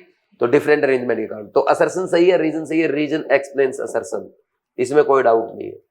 तो आंसर कौन सा है? Both A and R true, R is correct explanation. पढ़ भी लेना, आजकल एग्जामिनर ऑप्शन ऊपर नीचे भी करता है कि वो पहले ऑप्शन में लिख दे नहीं एक्सप्लेनेशन नहीं है, और आपको जल्दी है पेपर पूरा करने की, 4 नंबर मिले या नहीं मिले पेपर करना है बस, है ना, फॉर्मेलिटी करनी है 5 बजे तक फास्ट, ठीक। तो पढ़ लिया करो ऑप्शंस को भी, कई बार गलती करा लेता है 4 नंबर जाएंगे फालतू में, 4 नहीं, एक -1 भी जाएगा, मेहनत भी गई, नंबर भी गए, बड़ा धोखा लगता है घर आने के बाद। नेक्स्ट देखो, हाँ ये देखो क्वेश्चन नंबर 15 है, आसान सा मैच द कॉलम है, पहले अटेम्प्ट का है, और मैं बोलूंगा ऐसा क्वेश्चन नीट 2026 में आ सकता है ना भाई। आसान क्वेश्चन भी तो आते हैं, ऐसा इसका मतलब ये थोड़ा कि नीट 2026 का पेपर अच्छा आएगा तो टफ ही टफ आएंगे, ऐसा इजी भी आ जाएगा। ये कॉलम 1 में रिएक्शन दिए, कॉलम 2 में बोल रहा है उनसे रिलेटेड एंथैल्पी कौन सी है। जैसे पहले में आप देखो मेथेन का कंबसन हुआ, तो ये heat of combustion of methane हुई कि नहीं हुई। दूसरे में H2 का आपने डिसोसिएट किया किसमें?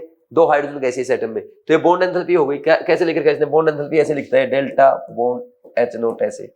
NaCl सॉलिड को आपने उसके कंस्टिट्यूएंट गैसीय साइन में तोड़ दिया, तो इसका मतलब ये क्या? लैटिस एंथैल्पी को रिप्रेजेंट कर रहा है, लैटिस एंथैल्पी ये। नेक्स्ट NaCl सॉल्यूशन सॉलिड से सॉल्यूशन में चला गया, this is heat of enthalpy of solution, या मतलब एंथैल्पी ऑफ सॉल्यूशन या हीट ऑफ सॉल्यूशन। तो अब मैच करो, A मैच कर गया किसके साथ? 3 के साथ, B मैच कर गया किसके साथ? 4 के साथ, C मैच किया किसके साथ? 2 के साथ, और D मैच किया 1 के साथ। 3 4 2 1, answer is 4। Very easy question, ऐसा इजी क्वेश्चन आपको एग्जाम में देखने को मिल सकता है, कर लेंगे भाई ऐसा क्वेश्चन आया तो, ठीक। नेक्स्ट, सारे क्वेश्चन आपके जेईई मेंस के नहीं है, कुछ क्वेश्चन इसमें मैंने जेईई मेंस के रखे हैं, और कुछ और अच्छे क्वालिटी क्वेश्चंस भी है। जैसे ये क्वेश्चन अभी तक जेईई मेंस में नहीं आया है। नेक्स्ट, इसके बाद ये भी अच्छा क्वेश्चन है, ये देखो ये बढ़िया क्वेश्चन आपके लिए, कितना मस्त क्वेश्चन है।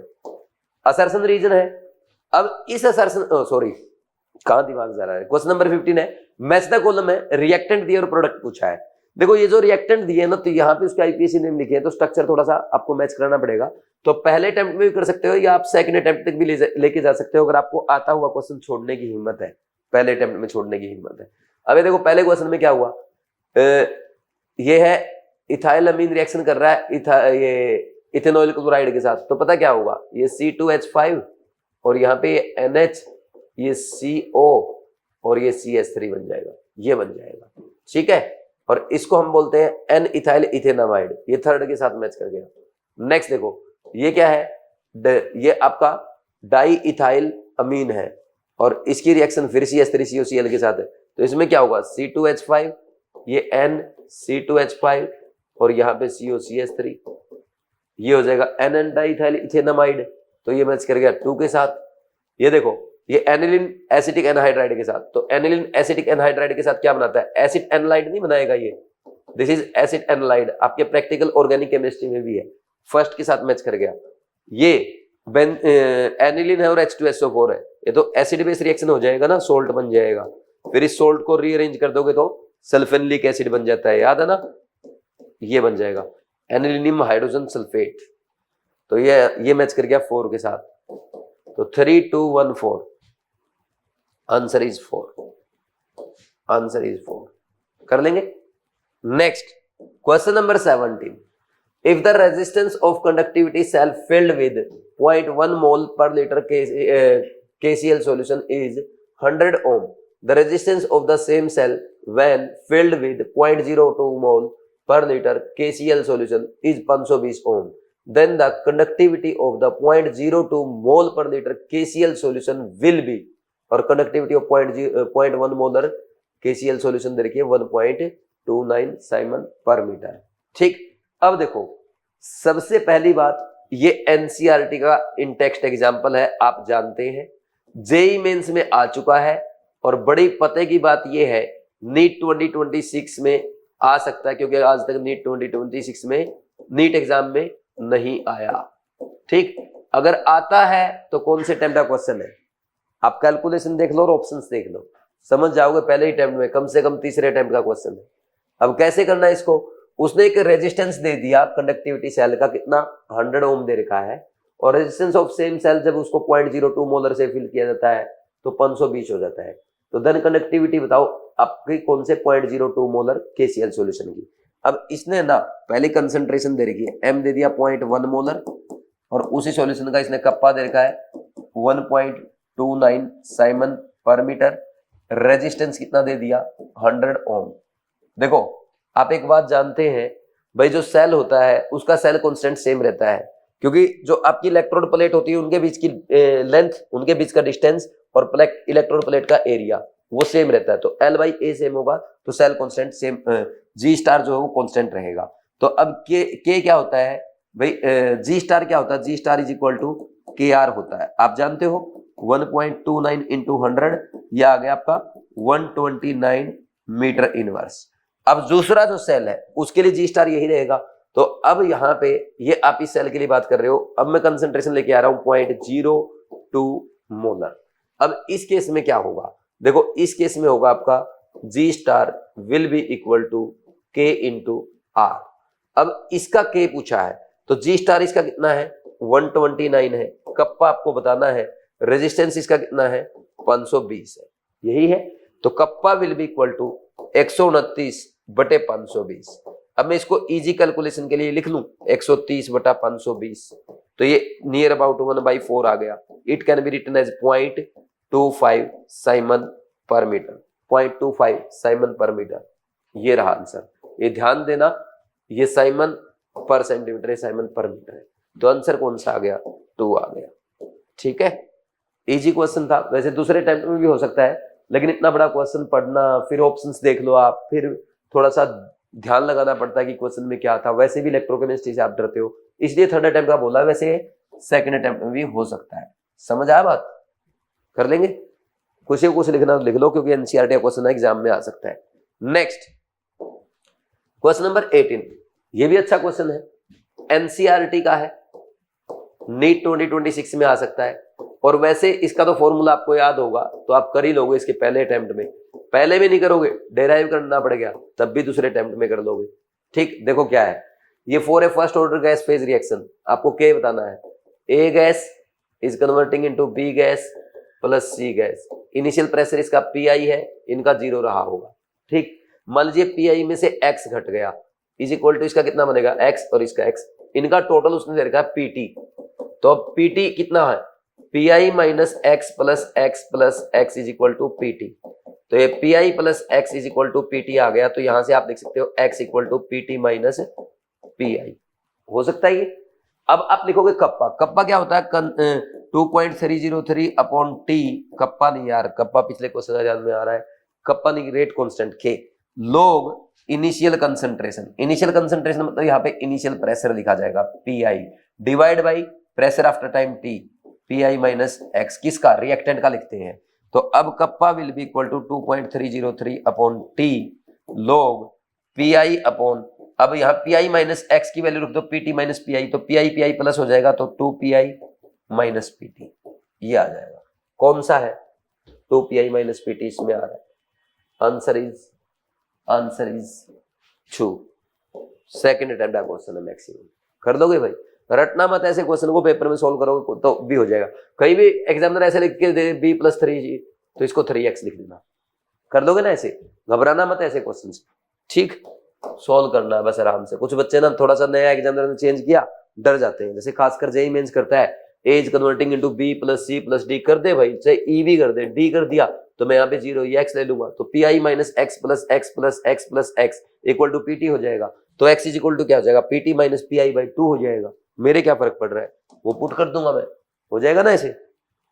चलो नेक्स्ट इसके बाद आएगा आपका क्वेश्चन नंबर 19। ये क्वेश्चन बढ़िया, ये क्वेश्चन अगर एग्जाम में आता तो बहुत सारे बच्चे मिस्टेक कर सकते हैं।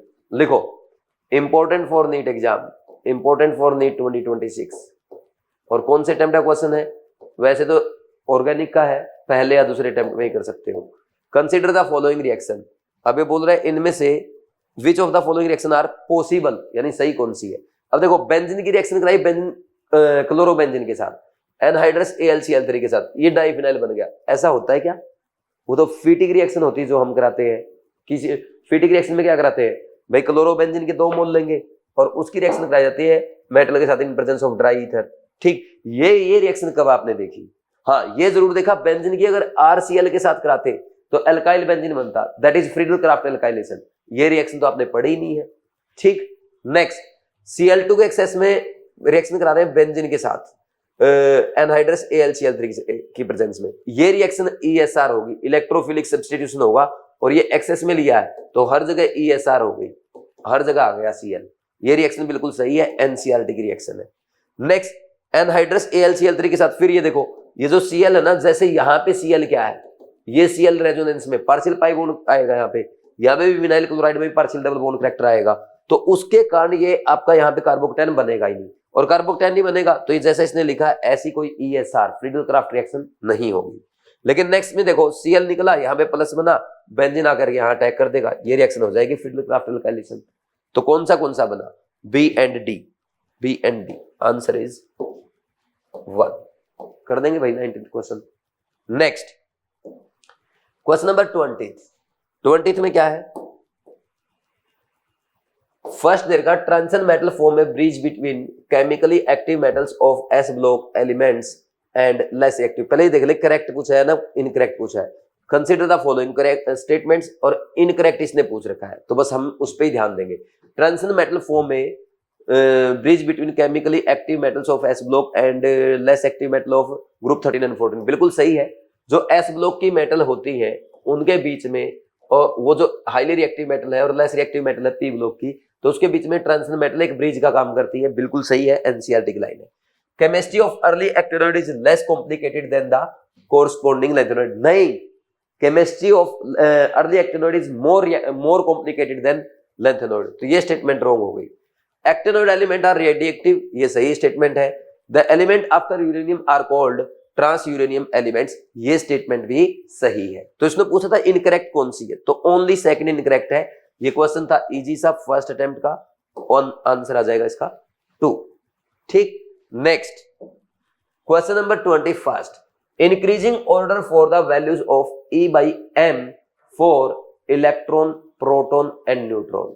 देखो भाई, E/m पता है क्या होता है? This is charge by radius ratio, charge by mass ratio. Sorry यार, रेडियस कहां ध्यान में आ रहा है।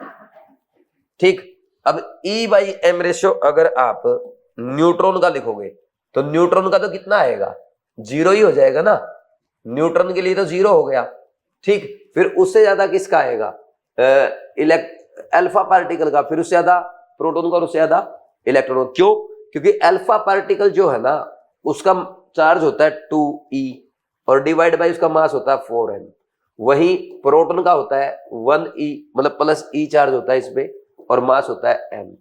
ठीक, और इलेक्ट्रॉन जो है ना, इलेक्ट्रॉन का चार्ज जो है वो e होता है, लेकिन मास लेस, मतलब कम होता है। कितना? ये होता है 1/1837 ऑफ m, अगर मास ऑफ प्रोटॉन ले ले तो सबसे ज्यादा किसका आया? आप देख सकते हैं इलेक्ट्रॉन का आएगा। ठीक, ये आपका अच्छा क्वेश्चन है, जेईई मेंस में आ चुका है, नीट एग्जाम में आ सकता है, और जरूरी नहीं कि केमिस्ट्री में आए, ये फिजिक्स में भी आपके क्वेश्चन पूछा जा सकता है, और फिजिक्स में आएगा तो मुझे उम्मीद आप कर देंगे। तो आंसर क्या है इसका? न्यूट्रॉन से ज्यादा अल्फा, से ज्यादा प्रोटॉन, से ज्यादा इलेक्ट्रॉन। Answer is 2। ये आपका इजी क्वेश्चन है, क्योंकि कोई भी बच्चा आराम से इसको कर सकता है। नेक्स्ट है question number 22, select the correct statement from the following. ये 5 स्टेटमेंट आपको दी गई है और ये बताना है इनमें से कौन सी स्टेटमेंट से करेक्ट है और सही ऑप्शन चूज करना है। ठीक है भाई, अब देखो आप बताओ कौन से अटेम्प्ट का क्वेश्चन है। मेरे अकॉर्डिंग तो ये सेकंड अटेम्प्ट का क्वेश्चन है, क्योंकि 5 स्टेटमेंट पढ़ना, उनमें से करेक्ट इनकरेक्ट पहचानना, फिर OMR में आंसर भरना, तो ये कम से कम 40-50 सेकंड का गेम हो गया मिनिमम। तो इसलिए पहले अटेम्प्ट में नहीं करना चाहिए। ठीक, सेकंड अटेम्प्ट का क्वेश्चन है। अब इस पे लिखो ये नीट 2026 में आ सकता है। ठीक, या आएगा ही बोल सकते हो, आएगा लिख दूं।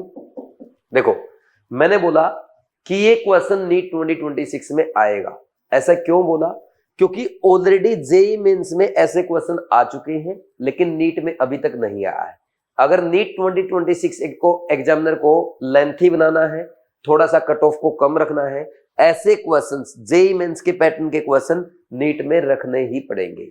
तो अब देखो अगर एक क्वेश्चन आया तो कैसे सोल्व करना है। सबसे पहली statement, PDCl2 catalysis the oxidation at ethene to ethanol in the Walker process। बिल्कुल सही स्टेटमेंट है। क्या होता है वॉकर प्रोसेस में? जब हम इथीन की रिएक्शन कराते हैं किसके साथ? ऑक्सीजन के साथ, in presence of PDCl2 catalyst, या यहाँ पे कॉपर का भी सोल्ट ले सकते हैं +2 ऑक्सीडेशन स्टेट में। क्या बन जाता है? आपका एसिटल्डिहाइड यानी इथेनॉल बन जाता है। बिल्कुल सही स्टेटमेंट है। अब एग्जामिनर गलती पता क्या कराता है आपसे स्टेटमेंट में? कई बार वो इथीन की जगह इथाइन लिख देता है, इथेनॉल की जगह पे कई बार वो इथेनॉल लिख देता है। तो ये आपको ध्यान देना है। चाहे भले ही अगर आपको ये रिएक्शन याद नहीं है, वॉकर प्रोसेस याद नहीं है, आप अपने नोटबुक में, मिस्टेक नोटबुक में लिख लें कि यहाँ पे इथीन का ऑक्सीडेशन होगा इथेनॉल में। इथीन किस में जाएगा? इथेनॉल में। ये आप ध्यान से नोट कर देना ताकि पेपर में आए तो कोई मिस्टेक ना हो। इथेनॉल। ठीक, सेकंड स्टेटमेंट पढ़ो। M is the element at actinoid series, the highest degree at complex formation is M+4। ये रॉन्ग स्टेटमेंट है, क्योंकि देखो कॉम्प्लेक्स फॉर्मिंग टेंडेंसी किसकी ज्यादा होती है? Degree of formation of complex किसकी ज्यादा होगी? जिसके पास ज्यादा चार्ज होगा। अब एक्टिनोइड सीरीज तो +4 के अलावा +3 तो शो करता ही करता है, +4, +5, +6, इवन +7 तक भी शो करता है। वो बोल रहा है कि हाईएस्ट डिग्री +4 में आएगी। अरे मैक्सिमम चार्ज होगा वहां आएगी कॉम्प्लेक्स फॉर्मेशन की हाईएस्ट डिग्री। तो ये रॉन्ग स्टेटमेंट है। नेक्स्ट थर्ड पढ़ो। Which metal is composed at 95% of actinoid metal, 5% of iron and traces at sulfur, carbon, calcium and aluminium। अब बहुत सारे स्टेटमेंट बच्चे पता क्या बोलेंगे? सही स्टेटमेंट है। भाई ये रॉन्ग स्टेटमेंट है। आपने देखा बस 95%, 5% आयरन है, सल्फर, कार्बन, कैल्शियम, एल्यूमिनियम के ट्रेसेस। सही स्टेटमेंट हो गया। रॉन्ग है, क्योंकि मिच मेटल जो है वो एक्टेनोइड की अलॉय नहीं है, बल्कि लेंथेनोइड मेटल की अलॉय होती है। किसकी होती है? लेंथेनोइड मेटल की अलॉय होती है। छोटी सी मिस्टेक एग्जामिनर आपसे करवा सकता है। Next, actinoid show more oxidation state than the lanthanoid. बिल्कुल सही है, because at lower energy difference between 5f and 6d orbitals than 4f and 5d orbital state. ये भी बिल्कुल सही है। एक्टेनोइड ज्यादा ऑक्सीडेशन स्टेट शो करते हैं लेंथेनोइड से। क्यों शो करते हैं? क्योंकि उसमें भाई 6d आपके ना 5f और 6d में जो एनर्जी गैप होता है वो बहुत ही कम होता है। 7s के इलेक्ट्रॉन पार्टिसिपेट करेंगे, 6d के भी करेंगे, और 5f में एनर्जी गैप कम है तो 5f के भी कम करेंगे। लेकिन लेंथेनोइड में क्या होता है? 6s के पार्टिसिपेट करते हैं, 5d के पार्टिसिपेट करते हैं, लेकिन 5d और 4f में एनर्जी गैप ज्यादा होता है, इसलिए 4f के पार्टिसिपेट नहीं कर पाते। तो ये बिल्कुल करेक्ट स्टेटमेंट है। अच्छा, एग्जाम में ऐसा आ जाए ना, यहां से असर्शन रीजन बन जाए, actinoid show more oxidation state than lanthanoid. Correct statement है। फिर बिकॉज है ना, बिकॉज से आगे की स्टेटमेंट को क्या कर दे? ये रीजन लिख दे। तो assertion correct, reason correct, reason is correct explanation, ये आंसर आ जाएगा। Next, in dichromate ion all CRO bonds are not equal. इसने नॉट इक्वल लिख रखा है। ये क्या होते हैं? इक्वल होते हैं। समझ आया कि नहीं यार? ठीक, इसने क्या लिख दिया? Not equal. तो CRO बॉन्ड तो सारे इक्वल होते हैं। ये बात सही है क्या? भाई ध्यान से पढ़ो, डाइक्रोमेट की बात कर रहा है, क्रोमेट की नहीं। क्रोमेट ये होता है CRO4 इसमें चारों CRO बॉन्ड लेंथ इक्वल आएगी। ठीक, 4 CRO बॉन्ड लेंथ इक्वल है। किसमें? ये क्या है? ये है आपका क्रोमेट। और वो बात किसकी कर रहा है? डाइक्रोमेट की। डाइक्रोमेट तो आपका ये होता है जिसमें ये 3 ऑक्सीजन डबल बॉन्ड बनाएंगे, एक ऑक्सीजन सिंगल बनाएगा। ऐसे CRO CR बॉन्ड आता है कि नहीं आता? और ये डबल बॉन्ड नहीं आएंगे तीनों, यहाँ पे एक ये नेगेटिव चार्ज आता है। ये 3 CRO बॉन्ड तो पार्शियल डबल बॉन्ड आएंगे ड्यू टू रेजोनेंस, तो इनकी इक्वल बॉन्ड लेंथ होगी। और ये सिंगल बॉन्ड आएगा, तो ये वाला बॉन्ड बड़ा होगा, और ये 3 और 3 6 बॉन्ड लेंथ इक्वल होगी। ये 6 इक्वल, ये 2 इक्वल, सारी इक्वल नहीं है। और ये बॉन्ड एंगल कितने का आता है? 126 डिग्री का। मैंने कैसे याद करा था क्लास में आपको? 1 तो ऑक्सीजन है बीच में, 2 क्रोमियम, और 6 साइड वाले ऑक्सीजन एटम। 126 126 डिग्री, ये भी याद कर लेना। तो ये स्टेटमेंट बिल्कुल सही है कि डाइक्रोमेट में सारे सीआरओ बॉन्ड लेंथ इक्वल नहीं होते, ये 6 तो इक्वल होती है, 2 अलग होती है इनसे। ठीक, तो अब कौन सी करेक्ट आई? फर्स्ट करेक्ट है, फोर्थ करेक्ट है और फिफ्थ करेक्ट है। Answer is 3, answer is 3। बहुत ही अच्छा क्वेश्चन है। ऐसा क्वेश्चन अगर एग्जाम में आता है तो बहुत सारे बच्चे ऐसे क्वेश्चन को मिस्टेक करेंगे, पेपर लेंथी बनेगा, मिस्टेक होने के चांसेस बढ़ेंगे, कट ऑफ कम जाएगी। इसलिए मैं बोल रहा हूं कि नीट 2026 में आना चाहिए। ठीक, जो भी आपको कुछ लिखना है इसमें वीडियो पॉज करके नोट कर दो, और अगर कर लिया तो मेरे साथ आगे बढ़ेंगे नेक्स्ट क्वेश्चन नंबर 23 की तरफ। ये आसान क्वेश्चन है। How many member of the following compound is are isomers of butanoic acid? ये होता है ब्यूटेनोइक एसिड। इसके आपको बताना कितने आइसोमर्स हैं। ठीक, सबसे पहले तो ये देखो, ये फर्स्ट या मैक्सिमम सेकंड अटेम्प्ट का क्वेश्चन है। ठीक, इसमें 4 कार्बन होते हैं और हाइड्रोजन कितने हैं? 3 2 5 2 7 1 8 और 2 ऑक्सीजन है। सबसे पहले सबका फॉर्मूला लिखो। इसमें तो 3 ही कार्बन आए, ये तो मैच करेगा ही नहीं। 1 2 3 4 कार्बन है, 3 3 6 2 8 हाइड्रोजन और 2 ऑक्सीजन, ये मैच कर गया। ये इसका आइसोमर होगा। एसिड और एस्टर फंक्शनल आइसोमर है। इसमें देखो 1 2 3 4 5 कार्बन, ये मैच नहीं करेगा। 1 2 3 4 कार्बन है, हाइड्रोजन 2 और 1 3 2 5 2 7 2 9 और 1 10 हाइड्रोजन और 2 ऑक्सीजन, ये मैच नहीं किया। मॉलिक्यूलर फॉर्मूला अलग हो गया। ये देखो 1 2 3 4 तो कार्बन है, ठीक है। 1 2 3 2 5 6 और 2 8 हाइड्रोजन है, लेकिन ऑक्सीजन भी तो देखो 3 है, ये भी मैच नहीं किया। तो कितने आइसोमर्स है? सिर्फ 1। Answer is 1। ऐसा क्वेश्चन आएगा तो क्या करोगे? सोचना पड़ेगा, थोड़ा सा सॉल्व करना पड़ेगा, और जहां पेन चल गया वहां सेकंड अटेम्प्ट का क्वेश्चन हो गया। अगर बहुत फास्ट हो तो करो पहले अटेम्प्ट में। Next 24th, at what temperature the beta form of glucose is obtained by crystallization from hot and saturated aqueous solution? बहुत ही अच्छा क्वेश्चन है, बहुत शानदार क्वेश्चन है। अगर ये क्वेश्चन नीट एग्जाम में आया ना, मैक्सिमम स्टूडेंट्स इसको मिस्टेक करके आएंगे। क्यों मिस्टेक करके आएंगे? क्योंकि इसने क्या कर रखा है, अल्फा और बीटा ग्लूकोज, अल्फा और बीटा आइसोमर जो बनाते हैं ग्लूकोज के, वो किस टेम्परेचर में बनाते हैं वो भी दे रखा है, और साथ में अल्फा और बीटा का दोनों का मेल्टिंग पॉइंट भी दे रखा है। तो इसलिए यहाँ पे मिस्टेक होने के चांसेस बढ़ जाते हैं। लेकिन आपकी मिस्टेक नहीं होगी, क्योंकि आप केयर के मेजर टेस्ट के वीडियो सॉल्यूशन देख के जाएंगे, और उनमें मैं सारी चीजें आपको बताऊंगा कहाँ मिस्टेक हो सकती है, किन बातों का ध्यान रखना है। तो सबसे पहले देखो अल्फा और बीटा आइसोमर कैसे बनते हैं। क्वेश्चन तो इजी है, डायरेक्ट हो जाएगा आपका, और लेकिन ना नीट 2026 में आ सकता है, और आएगा तो मिस्टेक नहीं करनी है। ठीक है, देखो कैसे बनाते हैं अल्फा बीटा आइसोमर। आप ये रिंग बनाएंगे, मैंने बताया था आपको, इस पे ऐसे बॉन्ड्स बना दो। ये आपका first, second, third, fourth, fifth carbon है। ठीक, अब यहाँ पे ये CH2OH आ जाएगा, ये 6th कार्बन हो गया। अब नीचे H, फिर इस पे H ऊपर, इस पे H नीचे, इस पे H ऊपर। तो अब H के अपोजिट OH आ जाएगा, हर जगह OH आ जाएगा। एग्जैक्टली दूसरा ऐसा एक आइसोमर और बना लो, ऐसा ही। ये ऐसे बनाया, दोबारा से सीख लो। ये बॉन्ड बनाए 1 2 3 4 5 6 पे CH2OH, ये H नीचे H ऊपर, H नीचे H ऊपर, ये बनाया। अपोजिट साइड में OH लगा दो, ये लगा दिया, सेम हो गए दोनों। अब देखो, अगर आप जो लास्ट वाला CH2OH है और फर्स्ट कार्बन पे जो OH लगेगा वो सेम साइड लगा दिया तो बीटा आइसोमर होता है, अपोजिट साइड लगा दिया तो अल्फा आइसोमर। यानी ये CH2OH और यहाँ OH नीचे लगा दिया, ये कौन सी फॉर्म बन गई? अल्फा आइसोमर बन गया। ये आप इसको क्या बोलोगे? Alpha D glucopyranose. Alpha D glucose बोल दो, प्लस होता है ये अल्फा डी ग्लूकोज, या अल्फा डी ग्लूकोपायरानोज भी बोलते हैं। ठीक, अब नेक्स्ट, अगर इसमें OH और CH2OH सेम साइड हो गया तो ये क्या हो जाएगा? ये बीटा आइसोमर हो जाएगा, बीटा डी प्लस ग्लूकोज बोल सकते हो इसको। ठीक, बोलो कोई डाउट है क्या? समझ आया कि नहीं आया?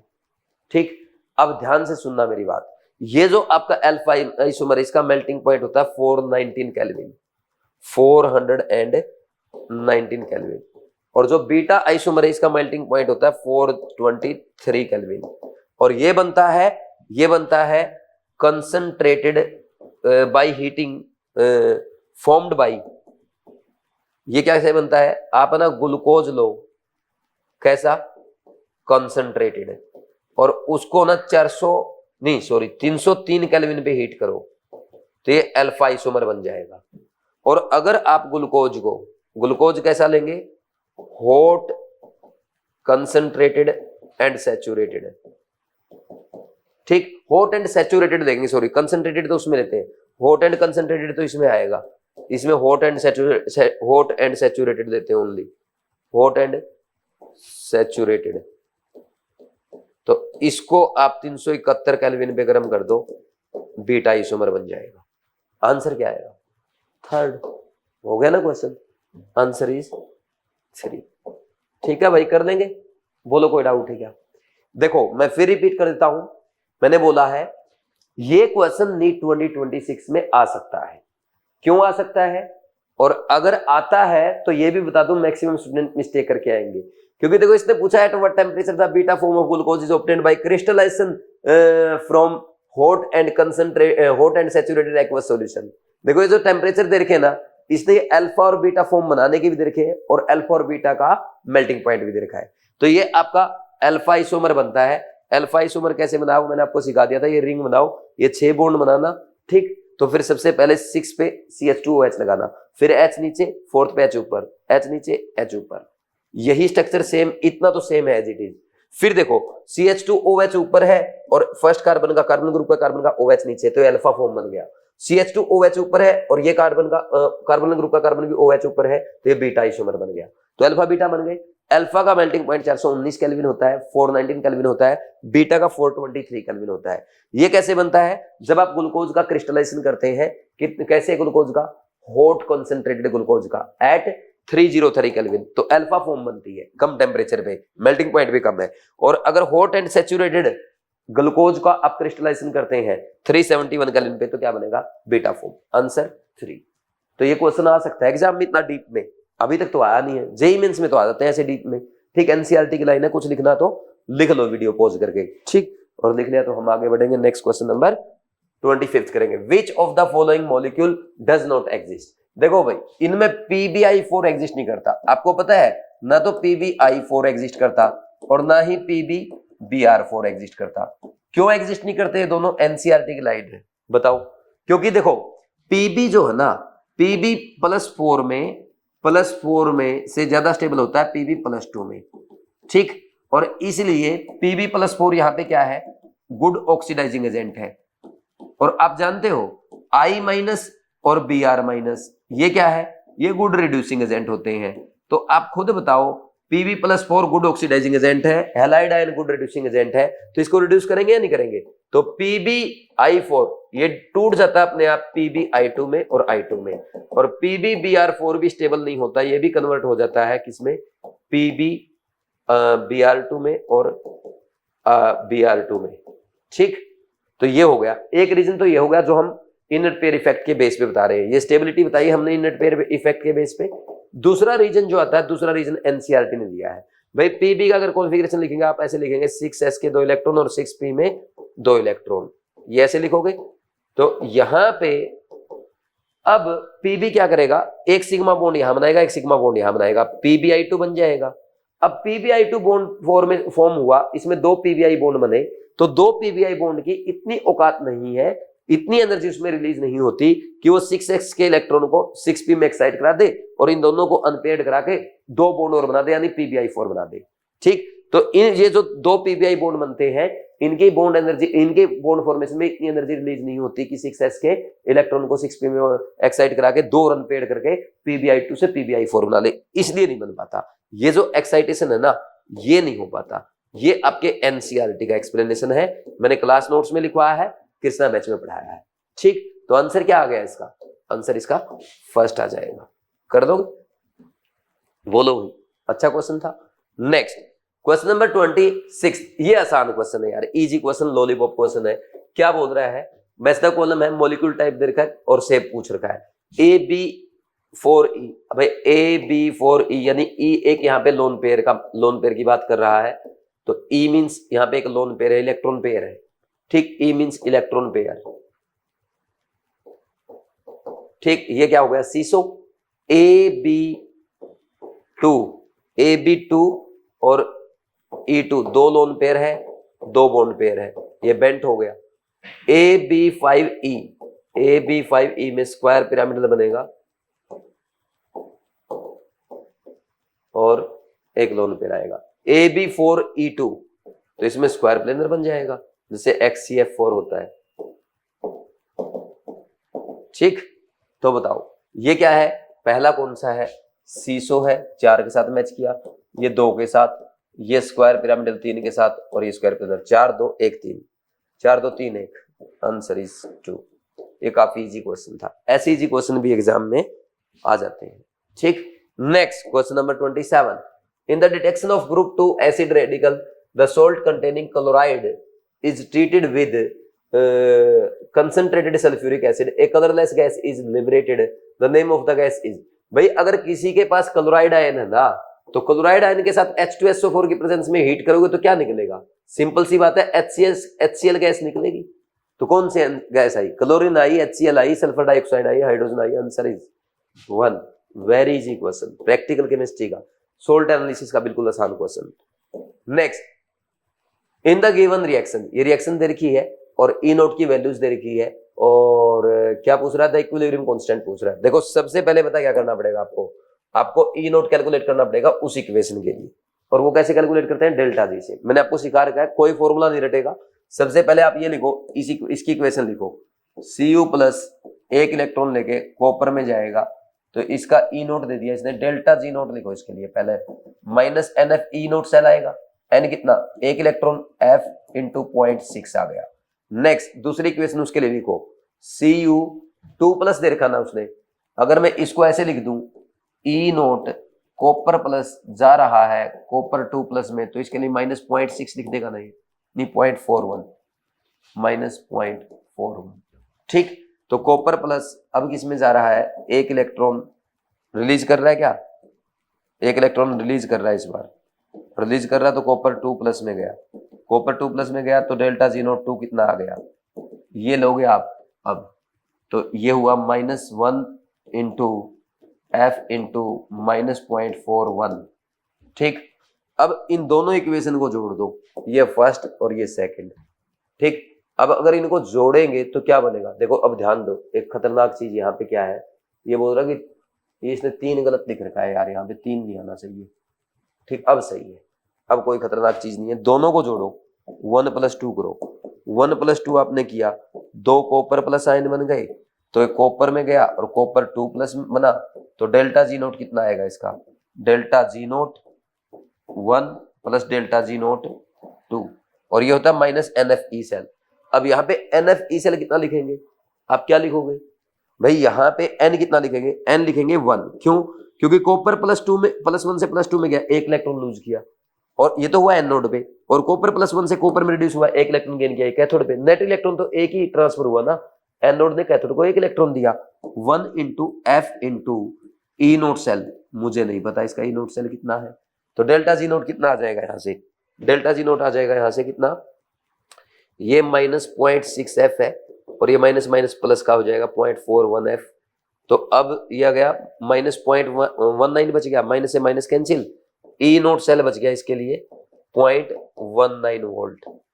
ठीक, और ई नोट सेल क्या होता है अब आप जानते हैं, ई नोट सेल आपका होता है, टेम्परेचर इसने नहीं दे रखा तो रूम टेम्परेचर मान लेते हैं 0.059/n log Kc के इक्वल, ये जानते हो आप। तो अब ई नोट सेल n यहाँ पे 1 है ही, 0.19 इज इक्वल टू 0.059/n कितना, n कितना 1 है यहाँ पे, log Kc, ये आपको कैलकुलेट करना है। अब कैसे सोल्व कर लेंगे, अब इसको 0.19 को आप 0.20 लिख लो, और इसको 0.06 लिख लो, तो log Kc हो गया। अब Kc को आप क्या, log Kc को क्या लिख सकते हो, log Kc आ सकता है आपका 20/6 आ जाएगा, लगभग 20/6 आ जाएगा, तो 6 तिये 18 बच गए कितने, फिर 6 तिये 18, 6 तिये 18, तो log Kc एंटी लॉग लेने पे Kc इक्वल 10⁻³ आ जाएगा, 3.33। लेकिन खास बात क्या है, ऐसा कोई ऑप्शन अपने को नजर नहीं आ रहा है, तो या तो इसमें करेक्शन होगा, जैसे इसने ये 3.44 होगा, ये जैसे ये लिख रखा है ना, 10⁻³ 3 पॉइंट समथिंग आ जाएगा, 10 की पावर 3.33, तो ये आंसर आ जाएगा फिर। ठीक, ये करेक्शन होना चाहिए। सारे ही 6.44 ऐसे दे रखे, तो आंसर क्या है 3 आ जाएगा, कौन सा 1 आ जाएगा। बाकी प्रोसेस आप समझ गए, यही है। और पेपर कौन से लेवल का क्वेश्चन है? अरे भाई पावर में आ रहा है, दो कॉन्सेप्ट लग रहे हैं, तो सीधा थर्ड अटेम्प्ट का क्वेश्चन होगा, टाइम वेस्ट नहीं करना है। इसको नोट करो, फिर इसके बाद हम आगे बढ़ेंगे, क्योंकि अच्छा क्वेश्चन है, इस पैटर्न क्वेश्चन एग्जाम में आते रहते हैं। ठीक है भाई, इसका आंसर आ जाएगा 10 की पावर 3.33। नेक्स्ट क्वेश्चन पढ़ो 29। Affinity for hydrogen decreases in the group from fluorine to iodine, which of the following halogen acid should have the highest bond dissociation enthalpy? देखो ये बोल रहा है कि भाई हाइड्रोजन की जो एफिनिटी है, हाइड्रोजन का जो अट्रैक्शन है, हाइड्रोजन का जो लगाव है हैलोजन के साथ, सबसे ज्यादा फ्लोरीन के साथ, उससे कम क्लोरीन, उससे कम ब्रोमीन, उससे कम आयोडीन के साथ होता है। पहली लाइन में बस ये लिखा है। अभी पूछ रहा है कि बॉन्ड डिसोसिएशन एनर्जी सबसे ज्यादा किसकी होगी, तो आप बताओ। सबसे पहली बात तो ये फर्स्ट अटेम्प्ट का क्वेश्चन है, और आप जानते हैं बॉन्ड एनर्जी का ऑर्डर क्या आएगा हैलोजन एसिड के लिए, जल्दी बताओ।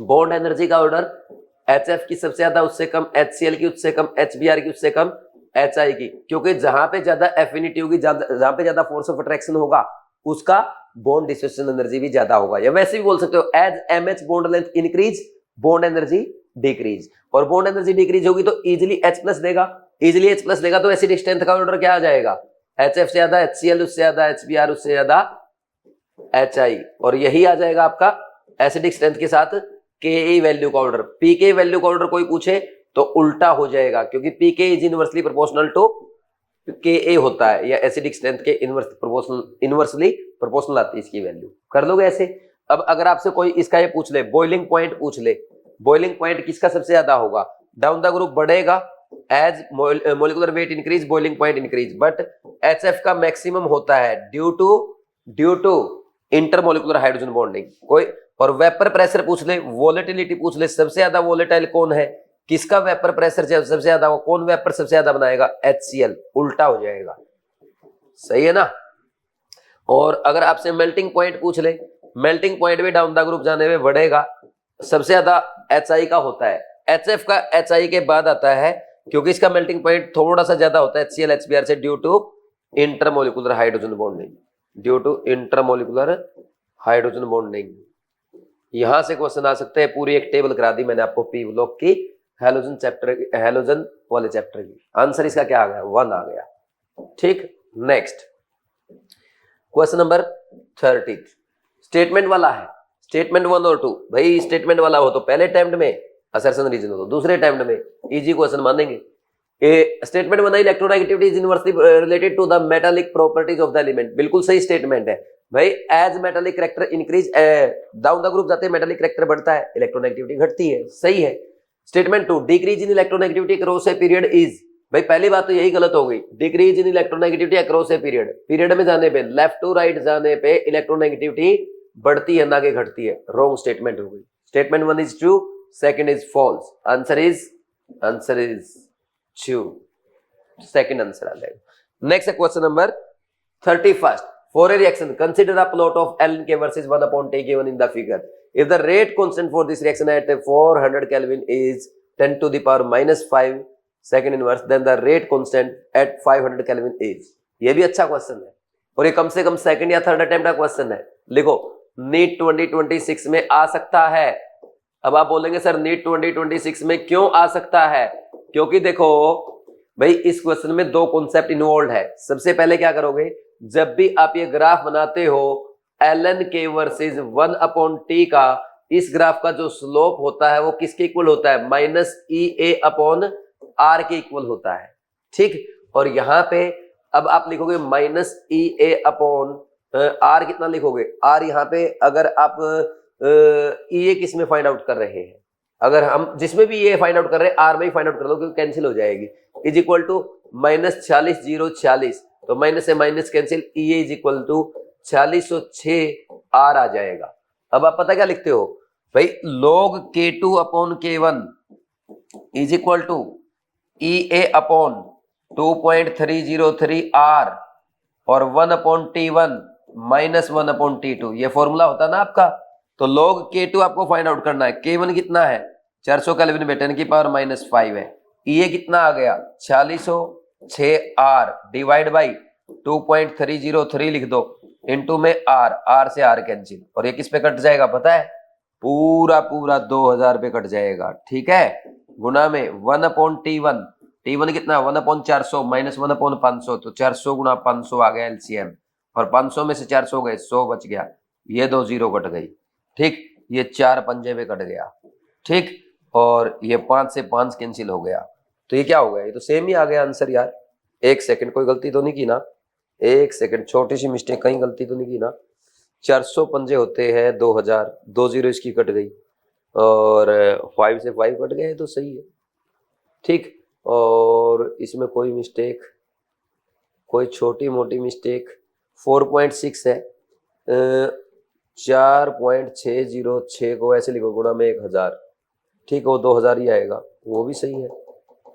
और 500 माइनस 400 100 होता है, ये भी सही है, 2 0 भी सही कट गए, 450 2000 होता है, 5 से 5 कैंसिल हो जाएगा, ठीक। तो ये तो K2 अपॉन ये log K2 अपॉन 10 की पावर -5 इज इक्वल टू 1 आ गया। तो एंटी लॉग लोगे तो K2 अपॉन 10 की पावर -5 इज इक्वल टू 10 आ जाएगा, K2 इक्वल 10 की पावर -4 आ जाएगा, सेकंड इनवर्स। कौन सा आंसर है, कौन सा आंसर है, कोई ऐसा 10 की power -4, answer is 3, answer is 3। कर लेंगे ऐसे, हो जाएगा ये क्वेश्चन, ठीक। देखो पहले ये कैलकुलेट की, फिर log K2 upon K1 equal to A upon 2.303R into 1 upon T1 minus 1 upon T2 कर दिया, आसान क्वेश्चन था, लेकिन थोड़ा सा है, सेकंड अटेम्प्ट का तो है, ठीक। थर्ड में भी कर सकते हो। Next, Cu2 plus salt react with potassium iodide to give, easy question है, प्रैक्टिकल केमिस्ट्री में आता है आपके। जब कॉपर 2 प्लस आयन को आप आयोडाइड आयन के साथ या Ki के साथ ट्रीट करते हो तो पता क्या बनता है, Cu2I2 बनता है। कॉपर 2 प्लस आयोडाइड आयन को ऑक्सीडाइज कर देगा, किसमें, +1 में, और यहाँ पे नहीं सॉरी 0 में, I2 में, और खुद रिड्यूस हो जाएगा +1 में। कॉपर +1 में है यहाँ पे, ये -1 में है, और आयोडीन को यहाँ पे I माइनस को I2 में 0 में ऑक्सीडाइज कर दिया, ठीक। Answer is first. इसकी व्हाइट पीपीटी बनती है, ये पीपीटी बनेगी इसकी, यहाँ पे ध्यान देना, आंसर इज 1 हो जाएगा भाई। ये आपका उसमें आता हुआ था ना, आयोडोमेट्री एंड आईडीमेट्री, ठीक। Next question number 33। देखो भाई एक बार इस क्वेश्चन को, अगर ये क्वेश्चन नीट 2026 में पूछा जाए तो कमेंट सेक्शन में लिख के बताओ आप इस क्वेश्चन को कौन से अटेम्प्ट में करेंगे, फर्स्ट, सेकंड, थर्ड, या इस क्वेश्चन को लास्ट में कर देंगे या लीव कर देंगे, बताओ कौन से अटेम्प्ट में। भाई देखो सिंपल सी एक बात तो समझ आती है कि ये क्वेश्चन आपका फिजिकल केमिस्ट्री का और न्यूमेरिकल है, तो फर्स्ट अटेम्प्ट का तो बिल्कुल भी नहीं है, सेकंड अटेम्प्ट में चला गया।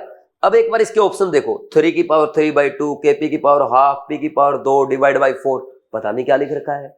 तो इतना टफ ऑप्शंस अगर सारे हैं तो इसका मतलब ये सेकंड अटेम्प्ट का भी नहीं है, कम से कम कहां चला गया, थर्ड अटेम्प्ट में चला गया, वो भी तब जब आपने पहले इस पैटर्न का या ये क्वेश्चन सोल्व कर रखा हो, ठीक। और ये क्वेश्चन ऑलरेडी मैं आपसे बीट में पूछ चुका हूं, केयर के चैप्टर वाइज टेस्ट में करवा चुका हूं, और ऐसे बहुत सारे क्वेश्चन प्रैक्टिस कराए हैं, तो आप ऑलरेडी देख चुके हैं। तो ये थर्ड अटेम्प्ट का क्वेश्चन हो गया। और अगर बाई चांस आपने ऐसा क्वेश्चन पहली बार देखा है तो ध्यान रखना, पेपर में उस क्वेश्चन को या तो लास्ट में करना है या लीव करना है, नहीं तो पता क्या होगा, अगर ऐसे क्वेश्चन को आप शुरू में करने लग गए, और केमिस्ट्री में जैसा कि मुझे लग रहा है नीट 2026 में 3-4 क्वेश्चन इस टाइप के आ सकते हैं जो आपके 4-4, 5-5 मिनट खा सकते हैं, तो जिन बच्चों ने उन क्वेश्चन में टाइम वेस्ट किया उनका सिलेक्शन गया।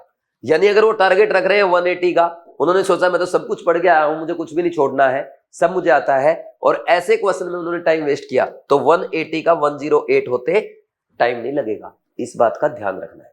तो यही मैं आपको सिखाता हूं केयर के मेजर टेस्ट के वीडियो सॉल्यूशन में, और यही अप्रोच आपके केमिस्ट्री में काम आएगी, फिजिक्स में काम आएगी, बायो में काम आएगी, ओवरऑल आपकी रैंक इंप्रूव होगी, आप टॉप कॉलेज में जाएंगे।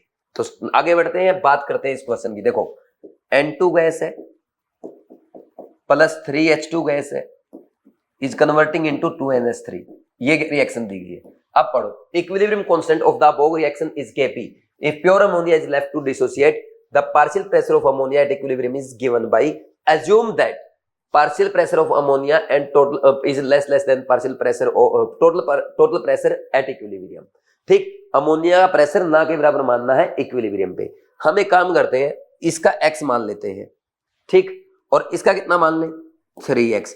इसका मान लीजिए इक्विलिब्रियम पे, अभी हमें नहीं पता है, अगर आप 2x भी लिख लोगे कोई फर्क नहीं पड़ता, ठीक, स्टोइकोमेट्री से, और टोटल प्रेशर P लिख लो।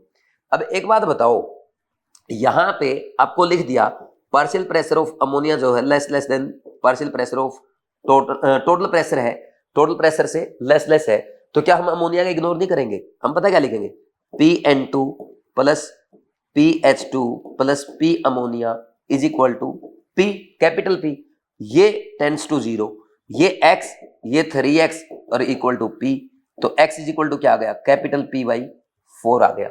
ये समझ में आया यहां से? अब इसने बोला अगर प्योर अमोनिया को हम डिसोसिएट होने के लिए छोड़ दें तो पार्शियल प्रेशर ऑफ अमोनिया कितना होगा?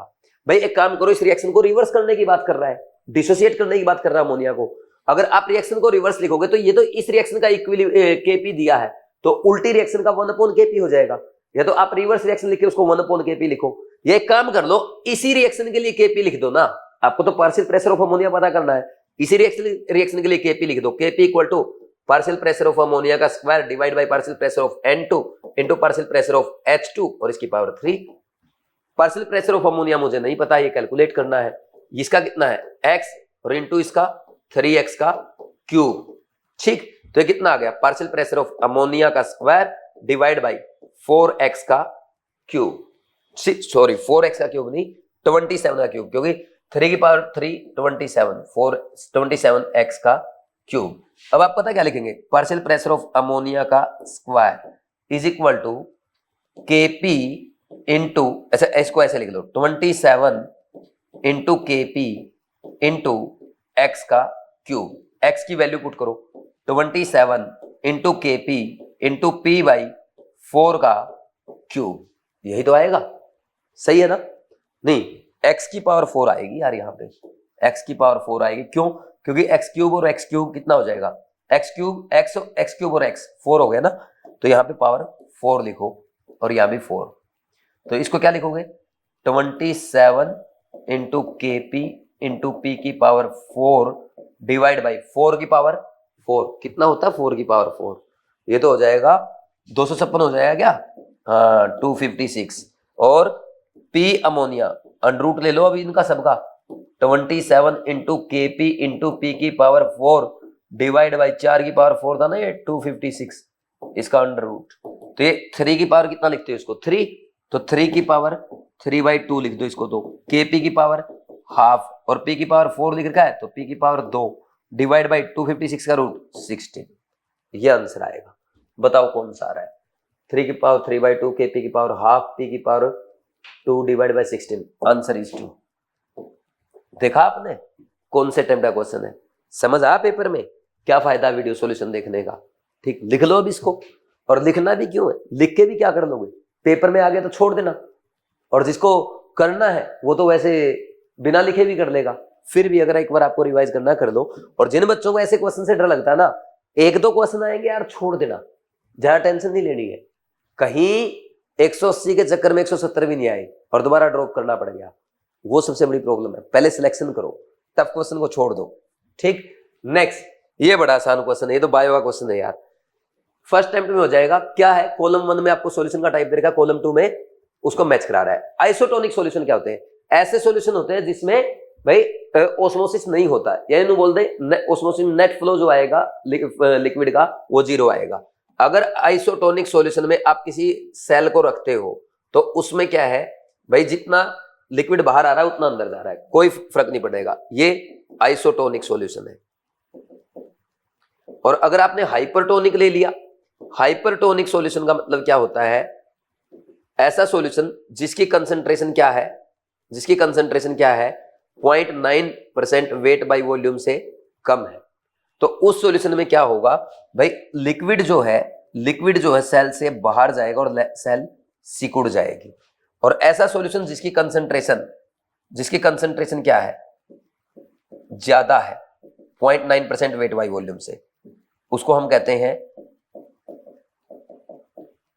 Hypotonic solution. उसमें क्या होगा, अब जहां कंसंट्रेशन ज्यादा लिक्विड वहां फ्लो करता है, तो सेल के अंदर लिक्विड जाएगा तो सेल ऐसे फूल जाएगी, और सेल ऐसे फूल गई तो वो हाइपो हो गई, मोटी, हाइपोटोनिक सॉल्यूशन में, ऐसे याद करते हैं। तो पहला बताओ आइसोटोनिक सॉल्यूशन क्या आएगा?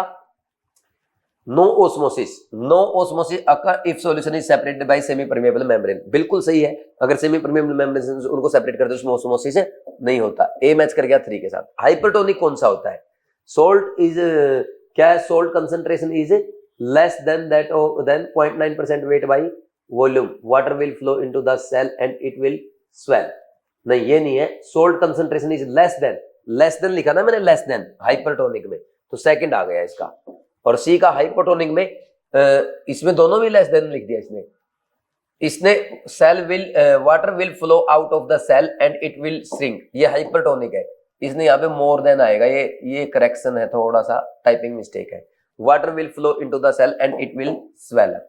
ठीक, तो आंसर क्या आ गया? सी मैच कर गया किसके साथ? सी मैच कर गया 1 के साथ। और saturated solution, A solution which contain maximum amount of solute that can be dissolved in given amount of solvent eight A given temperature, ये 4 के साथ मैच कर गया। Answer 3214, answer is 2। कर लोगे ना भाई? हो जाएगा ऐसा क्वेश्चन आपका। ठीक, नेक्स्ट आगे बढ़ जाए। नेक्स्ट कौन सा क्वेश्चन है? Which of the following is most stable carbocation? देखो सबसे ज्यादा स्टेबल कार्बोक्टेन पता कौन सा होता है? ट्रोपोलियम कार्बोक्टेन होता है, ये वाला। ये आपका एरोमेटिसिस स्टेबल है। फिर इसके बाद आता है आपका डांसिंग रेजोनेंस वाला, ये वाला। फिर इसके बाद ये देखो, ये भी अच्छा स्टेबल कार्बोक्टेन होता है, जो टर्सरी होता है ना, और टर्सरी में सिर्फ 9 अल्फा एच वाला। फिर बेंजाइल कैटायन, और फिर उसके बाद आता है आपका एलाइल कैटायन, ये ऑर्डर आता है। तो अब इनमें जल्दी से बता दो कौन सा कार्बोक्टेन ज्यादा स्टेबल है और कौन से टाइम का क्वेश्चन है? पहले टाइम का क्वेश्चन है, सबसे ज्यादा स्टेबल ये। कर लेंगे ऐसे, आंसर इज 3। और ऑर्डर पूछ ले, 3 इज मोस्ट स्टेबल, उससे कम 1 है। स्टेबिलिटी का ऑर्डर अगर पूछ ले, अब ये एंटी एरोमेटिक है, एंटी एरोमेटिक तो एग्जिस्ट ही नहीं करते, लिस्ट स्टेबल होते हैं, तो 2 वाला ज्यादा स्टेबल हो जाएगा, 4 वाला सबसे पीछे चला जाएगा। ठीक, नेक्स्ट क्वेश्चन नंबर 36। अब इस क्वेश्चन में देखना क्या है, सबसे पहले ये बढ़िया क्वेश्चन है भाई, ये नीट एग्जाम में आने लायक क्वेश्चन है, एनसीईआरटी से लिया गया क्वेश्चन है। आपकी एनसीईआरटी में अल्कोहल वाले चैप्टर में रिएक्शंस लिखी है। बहुत सारे बच्चों को लगा हुआ सर ने क्या थ्योरेटिकल क्वेश्चन पूछ लिया। अब यही थ्योरेटिकल क्वेश्चन आपके नीट 2026 में देखे जा सकते हैं। मैंने बोला था ना एक एक चीज कवर कराऊंगा, है ना? आपके मेजर टेस्ट में हो रही कि नहीं हो रही? तो बताओ कौन से टाइम का क्वेश्चन है? जिसको आता है उसके लिए तो पहले टाइम का क्वेश्चन है, क्योंकि वो जानता है भाई ये टर्सरी अल्कोहल है। टर्सरी अल्कोहल को कॉपर के साथ हीट करो 300 डिग्री सेल्सियस पे, क्या होगा? सीधा एल्किन बनेगा। देखो अगर प्राइमरी अल्कोहल है उसको हीट करते हो आप कॉपर के साथ 300 डिग्री सेल्सियस पे, ये जाता है एल्डिहाइड में। ठीक, और अगर सेकेंडरी अल्कोहल को हीट करते हो तो ये इसका बन जाता है आपका डिहाइड्रोजिनेशन से कीटोन। और अगर आपने टर्सरी ले लिया तो इसमें डिहाइड्रोजिनेशन नहीं होता, इसमें क्या होता है? डिहाइड्रेशन होता है, और ये एल्कीन बन जाती है, जैसा कि इस क्वेश्चन में दिया गया है। ये आपके अल्कोहल वाले चैप्टर की एनसीईआरटी में। नेक्स्ट, ये बढ़िया क्वेश्चन है, देखो इथेनॉल है, इथेनॉल को आप कॉन्सेंट्रेटेड H2SO4 के साथ ट्रीट करो, कितने टेम्परेचर पे? अब मैं आपको ना ऐसे लिखवाता हूं, देखो कॉन्सेंट्रेटेड H2SO4 आपने लिया, कॉन्सेंट्रेटेड H2SO4, अगर आपका टेम्परेचर कम है 140 डिग्री सेल्सियस है तो ये बनेगा ईथर। क्या बनेगा? ईथर। और अगर यही टेम्परेचर 170 डिग्री सेल्सियस है तो ये बनेगा इथीन। ठीक है, और ये आपके एनसीईआरटी में है, इसको लिख रखा उसने 413 केल्विन और इसको लिख रखा 443 केल्विन। तो ये तो सही है, ये पहला सही था, दूसरा भी सही है, उसने इनकरेक्ट पूछा है तो ये थर्ड वाला इनकरेक्ट है, क्योंकि 100 डिग्री सेल्सियस पे उसने इथीन बना दिया। ठीक, नेक्स्ट, अगर आप इथेनॉल को Al2O3 के साथ हीट करते हो, अब देखना अगर ये 250 डिग्री सेल्सियस लिया तो ये बनाता है ईथर। क्या बनाता है? ईथर। और यही टेम्परेचर अगर आपने 350 डिग्री सेल्सियस लिया तो ये बनाता है इथीन, डिहाइड्रेशन।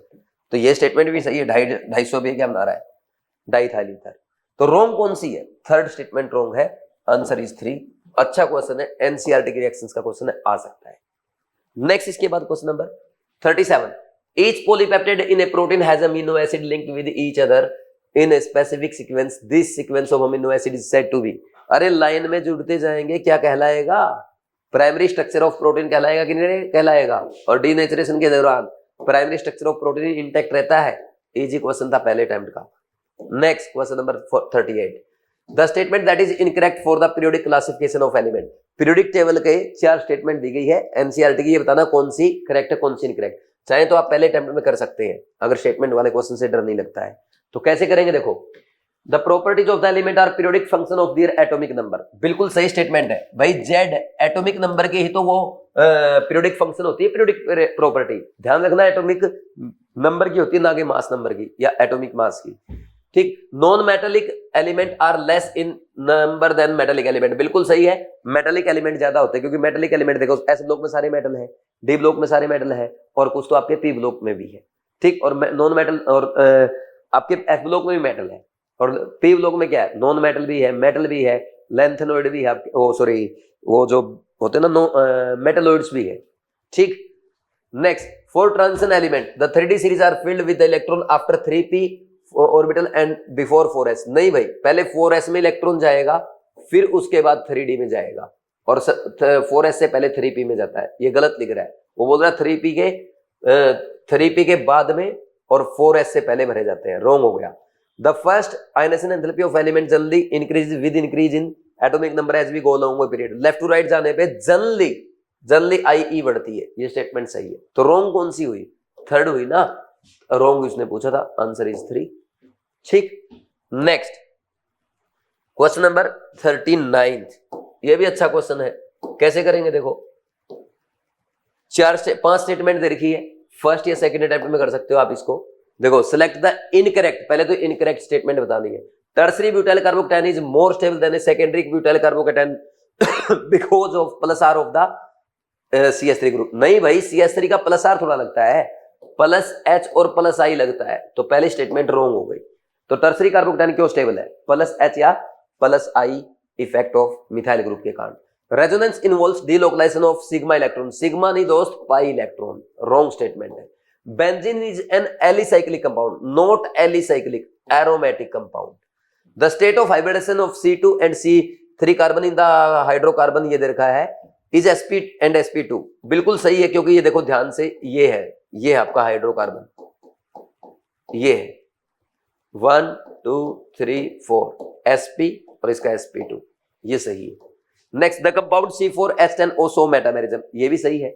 आप बनाते हो ना इसके मेटामर, जैसे ये है, एक तो ये हो गया मिथाइल प्रोपाइल ईथर, और एक हो जाएगा मिथाइल आइसोप्रोपाइल ईथर, और एक हो जाएगा इथाइल डाइथाइल ईथर। ठीक, तो मेटामेरिज्म शो करता है। उसने इनकरेक्ट स्टेटमेंट पूछी थी 1 2 एंड 3 है, आंसर इज 1। आसान सा क्वेश्चन था, वैसे भी हो जाता, तो यहां तक आने की जरूरत ही नहीं पड़ती, 1 2 3 वहीं देख लेते। ठीक, next, the decomposition of certain mass of KHCO3 gave 11.2 decimeter cube of CO2 gas at the STP. The mass of KOH required to completely neutralize the gas. ये अच्छा क्वेश्चन है, ऐसे क्वेश्चन आजकल आ रहे हैं एग्जाम में, तो कम से कम सेकंड अटेम्प्ट का क्वेश्चन है, क्योंकि न्यूमेरिकल है, लेकिन आसान है। देखो, वो बोल रहा है कि KHCO3 को डिकम्पोज किया तो पता क्या बनता है भाई, इसमें क्या बनेगा आपका, ये CO2 गैस बनाएगा, और क्या बना देगा, K2O बन जाएगा, प्लस H2O बन जाएगा, प्लस CO2 बन जाएगा। अगर आप ऐसे देखो, ये बन जाता है। ये बोल रहा है कि ये कितना मिला, 11.2 डेसीमीटर क्यूब, यानी 11.2 लीटर एट STP। यानी इसका मतलब क्या हुआ, हाफ मोल हुआ कि नहीं हुआ, हाफ मोल हुआ कि नहीं हुआ STP पे CO2 का। अब देखो, जो CO2 है ये KOH के साथ रिएक्शन कर रही है। कैसे रिएक्शन करती है, ये बनाएगी K2CO3, साथ में बनाएगी वाटर। अगर आप इसको बैलेंस करोगे तो ये 2KOH आना चाहिए यहाँ पे। अब ये रिएक्शन बैलेंस्ड है। तो अब एक बात बताओ, 1 मोल CO2 रिएक्ट या कंप्लीटली न्यूट्रलाइज बाय, रिक्वायर्ड लिख दो, रिक्वायर्ड 2 मोल KOH, और यहाँ पे क्या लिखोगे, हाफ मोल CO2 रिक्वायर्ड 1 मोल KOH। 1 मोल KOH का मास कितना है, 39 तो पोटेशियम का होता है, 16 ऑक्सीजन का और 1 हाइड्रोजन का, 56 ग्राम आंसर आ गया। कुछ भी नहीं इस क्वेश्चन में। ठीक, आंसर इज 1। कर लेंगे ऐसे, ठीक, लेकिन मीडियम सेकंड अटेम्प्ट का इसलिए लिखा क्योंकि थोड़ा सा तो सोल्व करना ही पड़ा है। Next question number 41, Sometimes yellow turbidity appears on passing H2S gas even in the absence of group 2 radicals. This is because of. अब देखो ये स्टेटमेंट आपने बिल्कुल पहली बार पढ़ी है, ये प्रैक्टिकल केमिस्ट्री में कहीं नहीं पढ़ी। ठीक, मैंने लिखवाई नहीं रखी, आप कहां से पढ़ेंगे। लेकिन एक बार जेईई मेंस में क्वेश्चन आ गया था, आ गया तो मैंने क्लास में करवा दिया। ठीक, वैसे तो वही कराएंगे ना जो सिलेबस में। अब एग्जाम में तो चाहे कुछ भी पूछ ले। अब ऐसा क्वेश्चन एग्जाम में आ जाए, या तो ऐसे क्वेश्चन में बिल्कुल लास्ट में तुक्का मारो, या फिर उसको छोड़ दो। ठीक, तो ये क्वेश्चन आपका मेरे अकॉर्डिंग लीव करने वाला होना चाहिए था, क्योंकि नॉलेज ही नहीं है आपको इस क्वेश्चन की। ठीक, अब इस क्वेश्चन में देखो क्या होता है, वो बोल रहा है sometimes yellow turbidity appears on passing H2S gas even in the absence of group 2 radical. अगर ग्रुप 2 रेडिकल नहीं है ना, फिर भी येलो टर्बिडिटी बन रही है। दिस इज बिकॉज ऑफ, देखो ये जो H2S गैस होती है ना, अगर इसको ऑक्सीडाइज कर देते हैं, ठीक, ये ऑक्सीडाइजिंग एजेंट है कोई, इसको ऑक्सीडाइज करेगा, सल्फर बन जाएगा। अब सल्फर जो है ये थोड़ा सा ना येलोइश होता है, और सॉल्यूशन में अगर सल्फर बनेगा ना तो येलो टर्बिडिटी आएगी। क्या आएगी? येलो टर्बिडिटी आएगी। तो ये H2S के ऑक्सीडेशन के कारण आई है, H2S ऑक्सीडाइज हो गया सल्फर में। Sometimes group 3 radical are precipitated as sulphate, नहीं। Group 4 radical are precipitated as sulphide, नहीं। The oxidation of H2S gas by some acid radical, ये सही है, आंसर इज 3। ठीक है, नेक्स्ट क्वेश्चन नंबर 42। ये अच्छा क्वेश्चन है, आसान क्वेश्चन है। पहले क्वेश्चन में देखो क्या बोल रहा है, यहाँ पे C6H6 आएगा यार, नहीं C6H5 आएगा, यहाँ भी H5 आएगा। ठीक, अब देखो ये है बेंजीन डाइजोनियम क्लोराइड है, और इसकी रिएक्शन किसके साथ कराएं ताकि फ्लोरोबेंजीन बन जाए। तो क्या आप नहीं जानते हो HbF4 के साथ क्या करते हैं? हीट करते हैं। ध्यान रखना, नहीं तो पता क्या हुआ, ये Cl हट जाएगा और BF4 आ जाएगा सिर्फ। तो हीट करना जरूरी है। नेक्स्ट बेंजीन डाइजोनियम क्लोराइड है, उसकी रिएक्शन कराई गई किसके साथ? अरे सीधा यहीं से लिख दो था, टाइम बचाने के लिए ऐसे लिख दो। ये फिनोल बनाना है, तो फिनोल बनाने के लिए आप बताओ क्या यूज करते हैं? फिनोल बनाने के लिए आप वाटर के साथ गुनगुना पानी डाल दो, लगभग 10 डिग्री सेल्सियस पे, 283 केल्विन पे। नेक्स्ट बेंजीन डाइजोनियम क्लोराइड है, और क्या बना दिया इसने? अच्छा ये वाला अलग है, ये पता है उसने सही नहीं लिख रखा, उसमें मिसिंग है। देखो ये N2 प्लस BF4 है। अगर आप ओनली HbF4 के साथ रिएक्शन कराते हैं ना, ये बनता बेंजीन डाइजोनियम फ्लोरोबोरेट। ठीक, अब इसकी रिएक्शन Z के साथ कराई, और ये पता है N जो लिखा है उसने, ये एक्चुअल में है नाइट्रोबेंजीन। तो इसमें पता क्या करते हैं, NaNO2 के साथ हीट करते हैं कॉपर की प्रेजेंस में, ये रिएक्शन होती है। ठीक, तो एक तो यहाँ पे NO2 आएगा, और ये BF4- है। ठीक, कर लेंगे भाई। अब बताओ कौन सा आंसर आया? X क्या हुआ? ये आपका X है, ये आपका Y है, और ये आपका Z है। चेक करो ऑप्शन में, HbF4 है, H2O है, NaNO2 कॉपर हीट है, आंसर इज 1। तो ये अच्छा क्वेश्चन है जो आपके नीट 2026 में आ सकता है। और कौन से लेवल का क्वेश्चन है भाई? 3 रिएक्शन ही तो सीधी सीधी सिंगल लाइन रिएक्शन है, इजी, फर्स्ट अटेम्प्ट में ही हो जाएगा। Important for NEET 2026। अगर नीट 2026 में आ कर लेंगे ना भाई, आसान सा क्वेश्चन। ठीक, next question number 43। Assertion reason है, वैसे ही सेकंड अटेम्प्ट में चला जाएगा। रीजन पढ़ो। The addition of reaction is catalyzed by a base to generate cyanide, and cyanide being a strong nucleophile adds to carbonyl compound to yield corresponding cyanohydrin। थोड़ा सा feel तो आ गया कि HCN ऐड होने की बात हो रही है कार्बोनिल कंपाउंड पे, लेकिन क्लियर फील नहीं आ, तो रीजन के बाद एक बार असर्शन पढ़ लो। ठीक, सेकंड अटेम्प्ट में करना ही है। असर्शन है the reaction of aldehyde and ketones with pure HCN is very low to yield cyanohydrin. बिल्कुल सही है। सबसे पहले एक काम करो, आप लिखो नीट 2026 में आएगा, क्या लिखना है? ये क्वेश्चन नीट 2026 में आएगा। ऐसा ऑलरेडी मैं आपको ड्रीम बैच के लेक्चर में बोल चुका हूं, कृष्णा बैच में एक्सप्लेन करते टाइम बोल चुका हूं, अब केयर के मेजर टेस्ट में बोल दिया, और मुझे उम्मीद है ये आ सकता है इस बार। अगर आया तो अच्छा क्वेश्चन होगा, क्योंकि बहुत सारे बच्चे एनसीईआरटी नहीं पढ़ते हैं, इसको सोल्व ही नहीं कर पाएंगे। समझना ध्यान से क्या है। असर्शन बोल रहा है the reaction of aldehyde and ketone with pure HCN is very low to yield cyanohydrin. बिल्कुल सही स्टेटमेंट है। देखो जब भी हम किसी कार्बोनिल सब्सटेंस की रिएक्शन HCN के साथ कराते हैं, तो यहां पे क्या बनता है? साइनोहाइड्रिन बनता है। ये साइनोहाइड्रिन बनता है, नो डाउट। लेकिन रेट क्या होता है इसका? रेट क्या होता है? रेट इसका बहुत ही स्लो होता है। क्यों होता है रेट लो? इसका रीजन ये है कि जो HCN है ना, HCN क्या है? ये वीक एसिड है। HCN क्या है? ये इज ए वीक एसिड, और वीक एसिड है तो ये इजिली ये साइनाइड आयन जनरेट नहीं कर पाएगा, और करेगा भी तो ये इसके साथ इक्विलिब्रियम में रहता है। समझ आया? लेकिन जैसे ही आप इसमें बेस डालते हैं, ये बेस कैटालाइज रिएक्शन होती है, बेस कैटालाइज रिएक्शन होती है, बेस कैटालाइज रिएक्शन होती है। जब आप इसमें बेस डालेंगे HCN के साथ वो बेस रिएक्शन कर जाएगा, एसिड बेस रिएक्शन होगी तो वाटर बन जाएगा और CN- आयन जनरेट हो जाएगा, जो कि स्ट्रॉन्ग न्यूक्लियोफाइल होता है। क्या होता है? स्ट्रॉन्ग न्यूक्लियोफाइल होता है। अब जाकर के आराम से अटैक करेगा। अब जो आपका कार्बोनिल सब्सटेंस है, न्यूक्लियोफाइल तैयार है, ऊपर HCN में न्यूक्लियोफाइल तैयार नहीं हो रहा था क्योंकि HCN वीक एसिड था। अब ये जाकर के आराम से अटैक करेगा, ये O-, ये CN, और फिर जो रिएक्शन में वाटर बना है वहां से ये H+ ले लेगा और ये बन जाएगा साइनोहाइड्रिन, और यहां से वापस OH निकल जाएगा बेस। समझ आ गया? तो ये असर्शन तो सही था। अब रीजन पढ़ो। The addition reaction is catalysed by a base to generate cyanide ion. Cyanide ion being a strong nucleophile adds to carbon compound to yield corresponding cyanohydrin. बिल्कुल सही स्टेटमेंट है। ये रिएक्शन स्लो रिएक्शन है और इस reaction को base की presence में कैटलाइज करा जाता है। बेस कैटलाइज कराने का क्या फायदा है? वो साइनाइड आयन जनरेट करता है जो कि स्ट्रॉन्ग न्यूक्लियोफाइल है और फिर साइनोहाइड्रिन बन जाता है। सही स्टेटमेंट है ना? अब आप बताओ, कमेंट सेक्शन में कमेंट लिख के, क्या ये रीजन इस असर्शन का करेक्ट एक्सप्लेनेशन है या नहीं है? जल्दी वीडियो पॉज करके लिखो। देखो, ये असर्शन ठीक है, रीजन ठीक है, लेकिन reason doesn't explain assertion. Reason doesn't explain assertion. ऐसा क्यों? क्योंकि देखो, असर्शन में लिखा है reaction of carbonyl compound and HCN is slow reaction. क्यों स्लो है? क्योंकि HCN एक वीक एसिड है और वो इजिली साइनाइड आयन यानी न्यूक्लियोफाइल जनरेट नहीं कर पाता, इसलिए वो रिएक्शन का रेट स्लो हो जाता है। और ऐसा क्या दूसरी स्टेटमेंट में कहीं लिखा है कि HCN वीक एसिड है तो वो इजिली साइनाइड आयन जनरेट नहीं करेगा? कहीं नहीं लिखा ना। तो नहीं लिखा तो this reason doesn't explain assertion. Answer आएगा both are correct but reason is not explanation of assertion. कर लेंगे भाई? तो इतना बढ़िया क्वेश्चन मैंने पहले भी आपको समझाया, क्लास नोट्स में भी करवा रखा है, वहां भी लिखवा रखा है डॉक्टर और आपका नेम कि एग्जाम में आ सकता है। कृष्णा बैच में भी करा रखा है। आज यहाँ पे आपके 20 दिन पहले भी फिर से आपको करा दिया है, एग्जाम से पहले करा दिया है। अब भी नहीं होगा तो फिर कभी नहीं होगा। देख लो इसको एक बार, लिख लो। नेक्स्ट इसके बाद क्वेश्चन नंबर 44।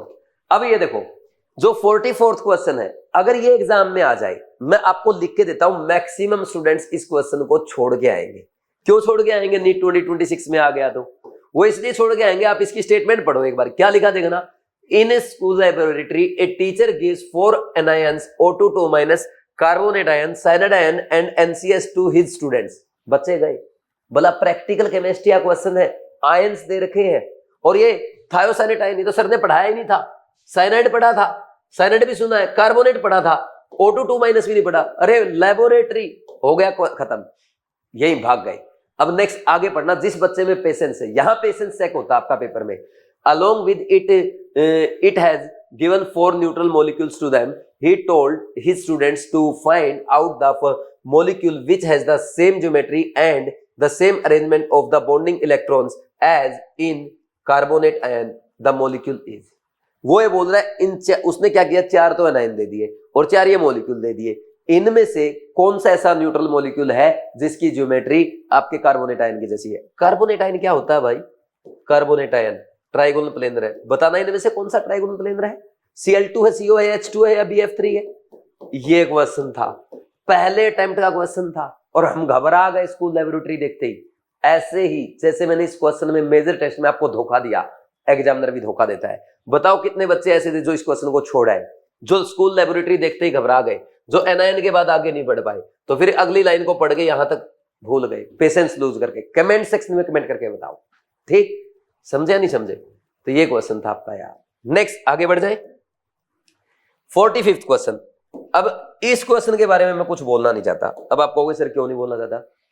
मैं पिछले 3-4 साल से बोल रहा हूं कि हे एग्जामिनर, आप एनसीईआरटी की ये रिएक्शंस नीट एग्जाम में जरूर पूछो। ये हाइड्रोकार्बन की रिएक्शंस है भाई, नीट एग्जाम में नहीं आई।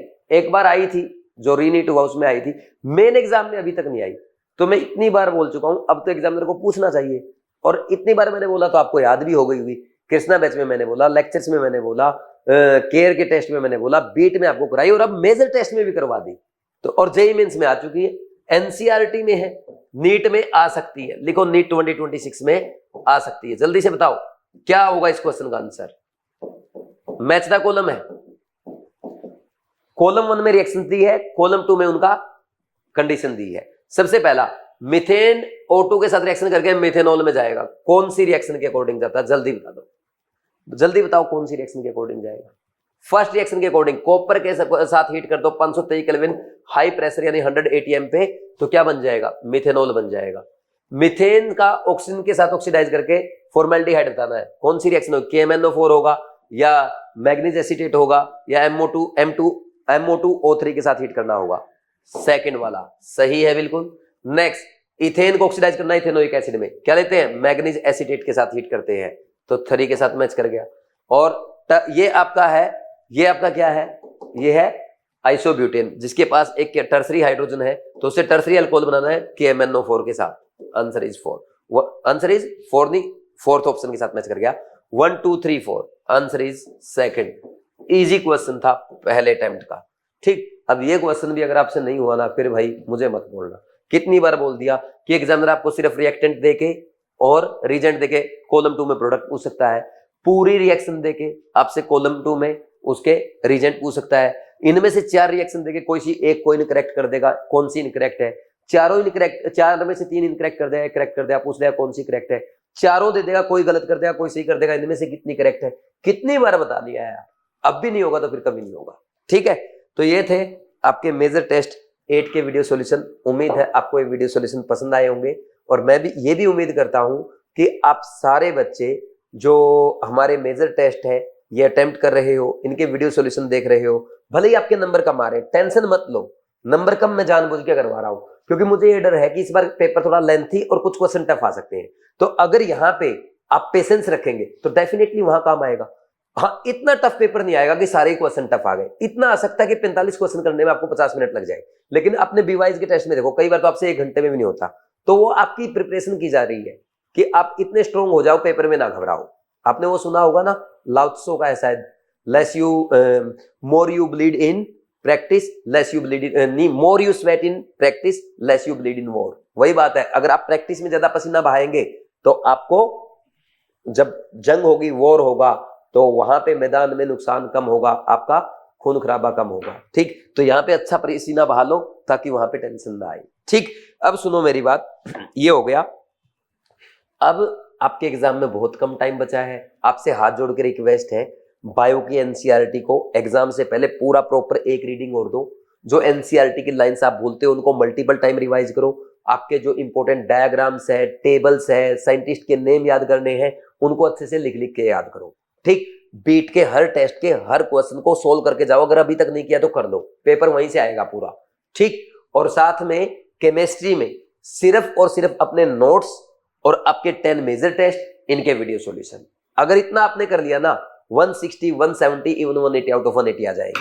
फिजिक्स में आप पिछले 10 साल के आप ओनली PYQ कर लो, या बीवाइज क्लासेस के जो मेजर टेस्ट हुए ये टेस्ट अटेम्प्ट कर लो, और उनके क्वेश्चंस को सोल्व करके देख लो। जो गलती होता है उसका डाउट क्लियर कर लो, एक्सप्लेनेशन देख के, अपनी मिस्टेक लिख के रिवाइज कर लो। इतना काम कर लो बचे हुए टाइम में, मैं गारंटी के साथ बोलता हूं ये 1000 रैंक में लाने के लिए काफी है। 1000 रैंक की बात कर रहा हूं, इतना काम करवा रखा हमने आपको। ठीक है भाई, तो ये कर लेना अच्छे से, कोई कमी मत छोड़ना, अच्छे से फॉलो करना। और मैं आपको बता दूं, आपके जो छोटे भाई बहन हैं उनके लिए चैंपियन बैच बीवाइज क्लासेस ऐप पे लॉन्च हो चुका है, जिसमें मैंने complete chemistry 180 out of 180 lecture में कराया है, बेसिक से स्टार्ट करके अच्छे लेवल तक पढ़ाया है। क्लास में एनसीईआरटी कवर है, NEET IIT JEE mains AIIMS के प्रीवियस ईयर क्वेश्चन कवर्ड है, सब कुछ बेसिक से स्टार्ट करके एडवांस लेवल तक पढ़ाया है। ये वन स्टॉप सॉल्यूशन है केमिस्ट्री में 180 आउट ऑफ 180 का स्कोर करने के लिए। तो अपने फ्रेंड्स को बताओ, छोटे भाइयों को बताओ कि चैंपियन बैच ज्वाइन कर लो, बीवाइज ऐप डाउनलोड करके साइन अप करके कोर्सेज में जाके, और पेमेंट करते टाइम चैंपियन प्रोमो कोड जरूर अप्लाई कर देना। तो जो बच्चा इस बैच को फॉलो करेगा वो डेफिनेटली केमिस्ट्री में नेक्स्ट ईयर 180 आउट ऑफ 180 करेगा। उनको ये बता देना, आपको सिर्फ वीडियो सॉल्यूशन समझ में आ रहा है, ये मेरा 30 घंटे का कोर्स है, वो कम से कम 400 घंटे के तो लेक्चर है उसमें। तो बताओ क्या कमी रह जाएगी वहां पे। ठीक, तो कोई भी बच्चा अगर पढ़ना चाहता है उसको बताओ, और बाकी वो नोट्स वगैरह मेरे मंगा सकते हैं, अमेज़न पे अवेलेबल है। ठीक है भाई, और कोई दिक्कत है तो 9429693672 इस नंबर पे कॉल करके बात कर सकते हैं। तो ये था आपका आज का मेजर टेस्ट 8 के वीडियो सॉल्यूशन। 9th और 10 टेस्ट बचे हैं, 2 टेस्ट आपके बचे हैं, उनमें मैं और ज्यादा एफर्ट लगाऊंगा और अच्छे से समझाऊंगा और आपको और ज्यादा मजा आएगा। ठीक है भाई, thank you very much, all the best, God bless you.